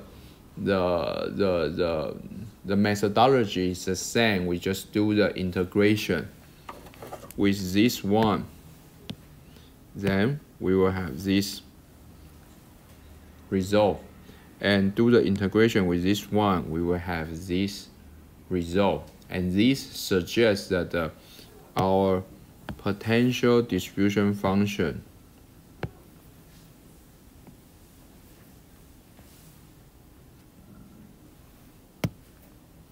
from the minus xp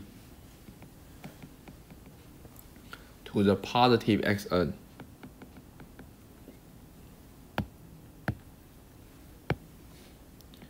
Which will have the function look like in this way.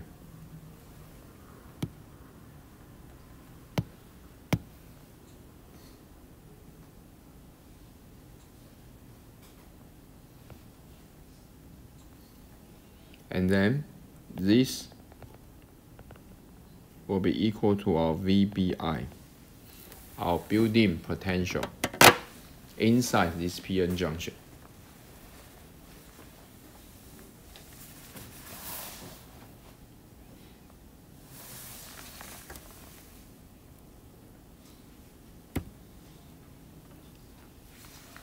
So therefore, the built-in function, the built-in potential can be calculated when x equal to xn, and therefore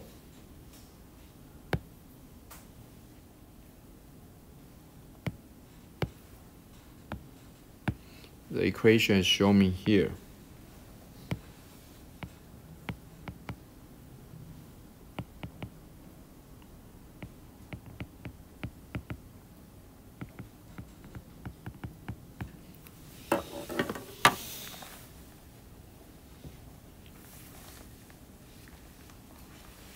So this is another formula that we can use to estimate the built-in potential. As long as we know the Xn, Xp, and doping concentration Nd and Na.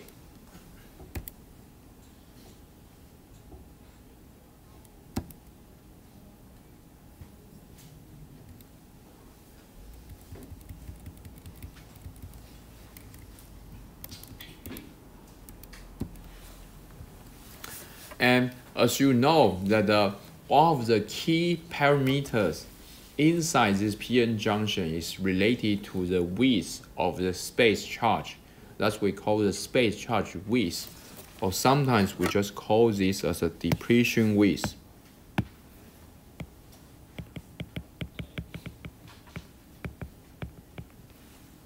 So in the case with the depletion width, then we can use a formula where we already derived to further estimate the depletion width. In the previous slide, we already have the equation NAXP is equal to NDXN here. And therefore, we will have these formulas as shown here. And then we all know our VBI is also equal to this equation, which has Xn and Xp here. So now, with considering this one inside this, and then we can start to calculate the Xn will be equal to this one, and Xp will be equal to this one. And then the total depletion width, which is, this is Xn. This is Xp, this is Xn, and then total depletion width, W is Xp plus Xn, this one. So therefore, the depletion width, W, is equal to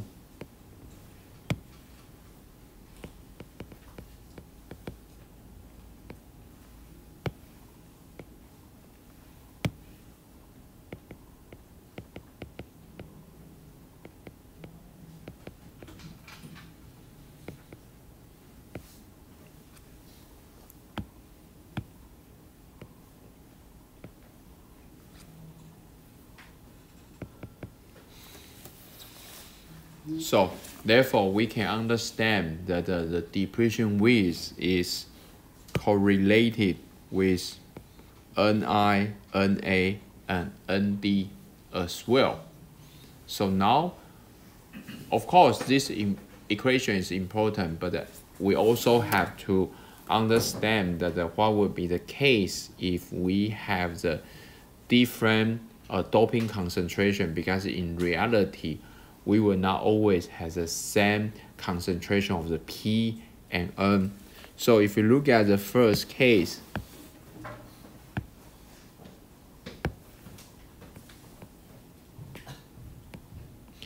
if you consider the first case, which you have the P and N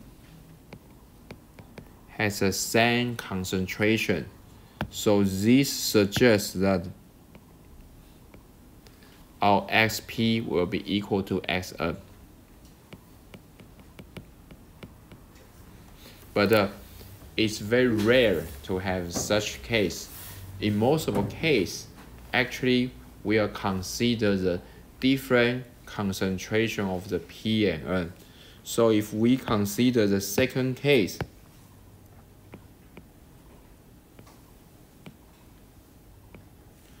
where we have the P++ versus N here. So from the equation, we can understand if our concentration, this is very high, then actually if the doping for the p-type is increased, so that means the depletion width in the p side will decrease as well.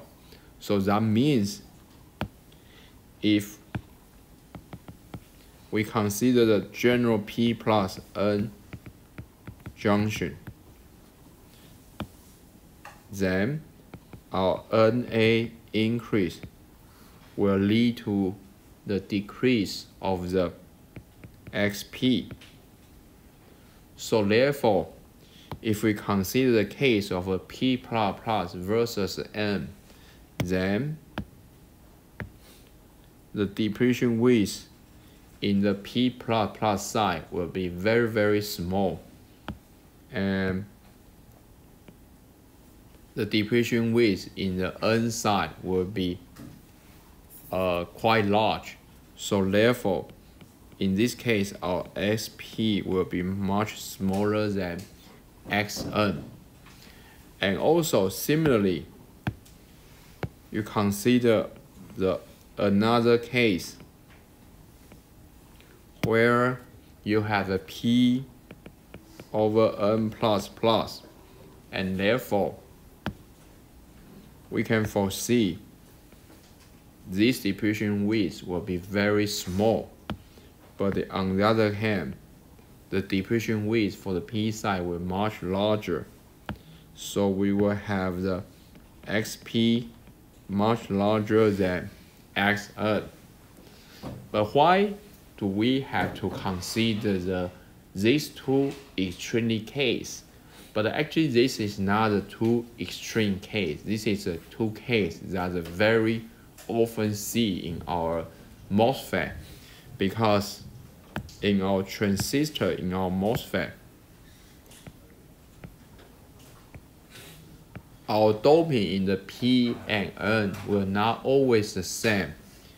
In reality, we will have the P substrate, but we actually prefer to dope the source region and then the drain region as a N++, because we want to reduce the source and drain resistance. So we are very often to dope this one as a very high concentration, and therefore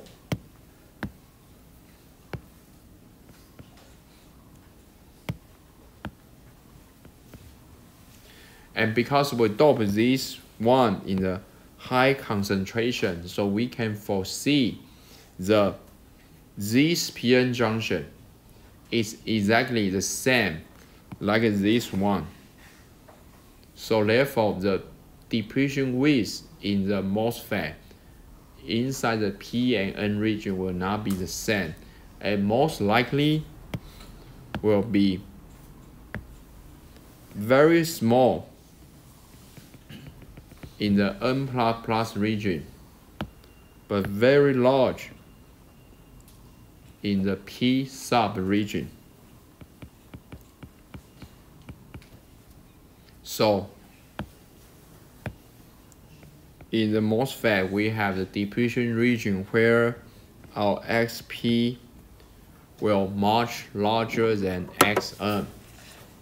So this become one of the critical issues once we design for the MOSFET, because on one hand, we always want to increase the concentration for source drain region because we want to have the low resistance.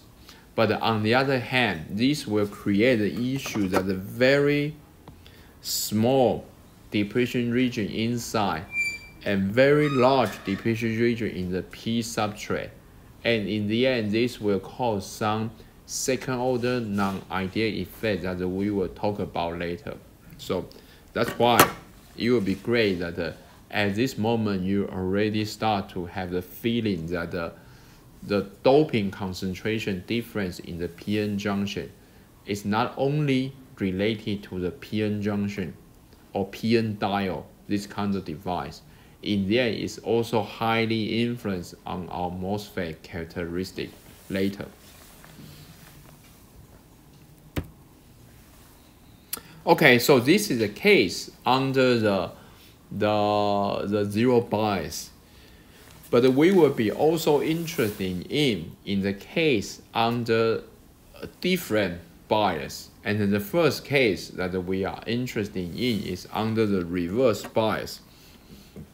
So the reverse bias means that this is a typical PN junction, and usually we define the P side as an anode. And we define the N side as a cathode. And if we give the higher positive bias to the cathode and then the lower bias to the anode, thus we call this as a reverse bias. And the reverse bias, so we first want to understand, once we apply reverse bias, what would be the main change on our band diagram here. So in the previous one, we already mentioned that we have the VBI is equal to phi Fn plus phi Fp. But now, because we apply the reverse bias, so now actually our total voltage inside the PN junction also will be changed. That will be equal to V total is equal to original VBI, which is no bias case, but also have to take into account this additional reverse bias. And this is because of if you look at the band diagram here, so we have this is a P type here, so we have the EC.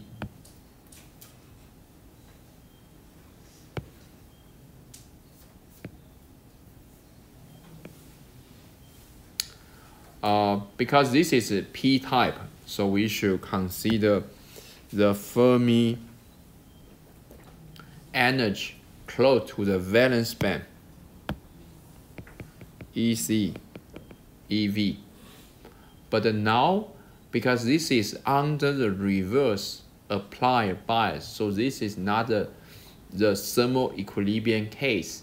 This is a case you can imagine. Of course, this is just a conclusion afterward, but now you can already imagine that under the certain bias, you create a system is not equilibrium.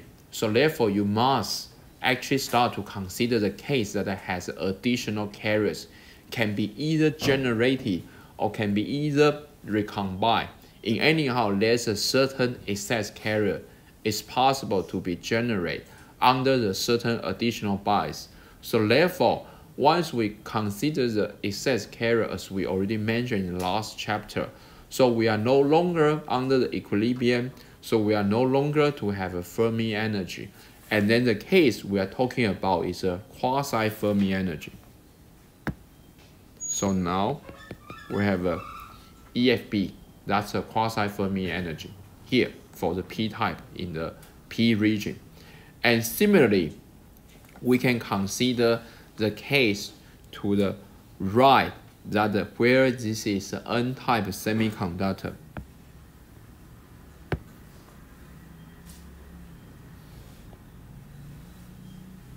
in the case with the N-type semiconductor here, we still have for sure the conduction band, the valence band, but also this is under the case with non-equilibrium. This is a counter case with excess carrier can be possibly generated, and therefore we have to consider use as a EFN, the quasi-Fermi energy here. And then the difference between the EFN and EFP will be exactly equal to our additional reverse bias here. To have a schematic illustration more correct, so I should make sure the valence band is getting far away, so should be here. So that's our valence band because this is a p-type, and therefore we can start, but in the end the system still this is the same system, so the conduction band should still be continuous, and the valence band should still be continuous as well. So now what you can foresee here is that the barrier is become larger. So that's why the building barrier here, this one, is become V total is equal to our VBI plus VR. And where is the VR? VR is here.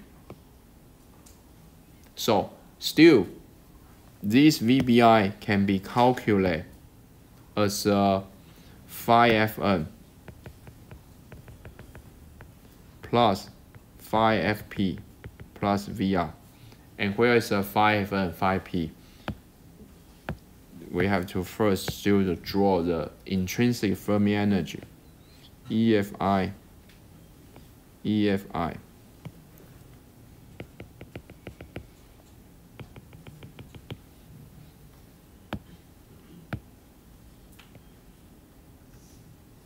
So this is E phi Fp. This is E phi Fn. So without further any equation derived, just look at this graph. We can first to understand actually the barrier height is increased. Original the barrier height is only VBI, but now the barrier height has become VBI plus VR. So that means the electrons here is getting more difficult to flow to the other side because the barrier is increased. And also the holes here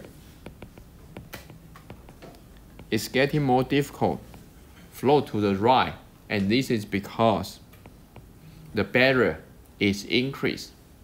So therefore we can start to foresee that once we have the impact coming from the additional reverse bias, this will influence the equation for depletion width, where our reverse bias increase, depletion width will be increased, and also this will influence our electric field, will be shown as here.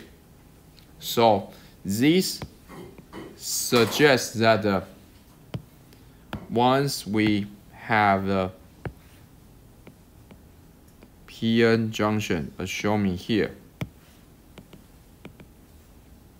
our original depletion width is here, but once we apply the reverse bias, we will extend our depletion region. But at the meantime, the reverse bias increased, so our depletion region is increased, as shown in here. And that's the understanding come from the equation, but it can be also understood from this band diagram because our band bending is become larger. So this depression width will extend to the right and the left. But another very important physics suggestion is that the barrier height increase. Therefore, your carriers cannot flow to the left anymore. So this suggests that if you try to look at the IV curve of this PN junction, this is current versus the voltage here, and usually we consider the anode current, the anode voltage. And because now we apply reverse bias, so that means we bias in this region. Because this is reverse bias, the VA should be the negative bias. The VA is equal to the minus VR. So that actually suggests that the barrier is increased, right? So that means we increase the bias in this direction, but we should have no current.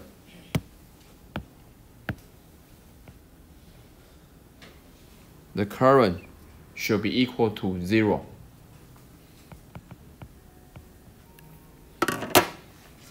So that's the most important understanding for this PN junction, that why we under this reverse bias, ideally we should have no current in our PN junction. And that's the purpose in the end why we consider this one is a device, because we can leverage the characteristic that on one side you have a current, on the other side you don't have a current. That's a purpose. That's a very important characteristic that we can use for the electronics. So this reverse current, usually we consider as a reverse current, approximately equal to 0, which is mainly due to the large barriers here.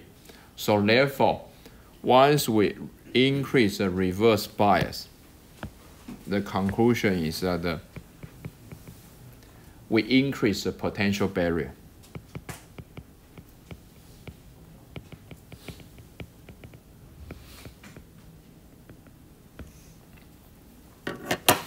Okay, so we will finish the class today, and then see you everyone next week for the midterm exam. Okay, thank you.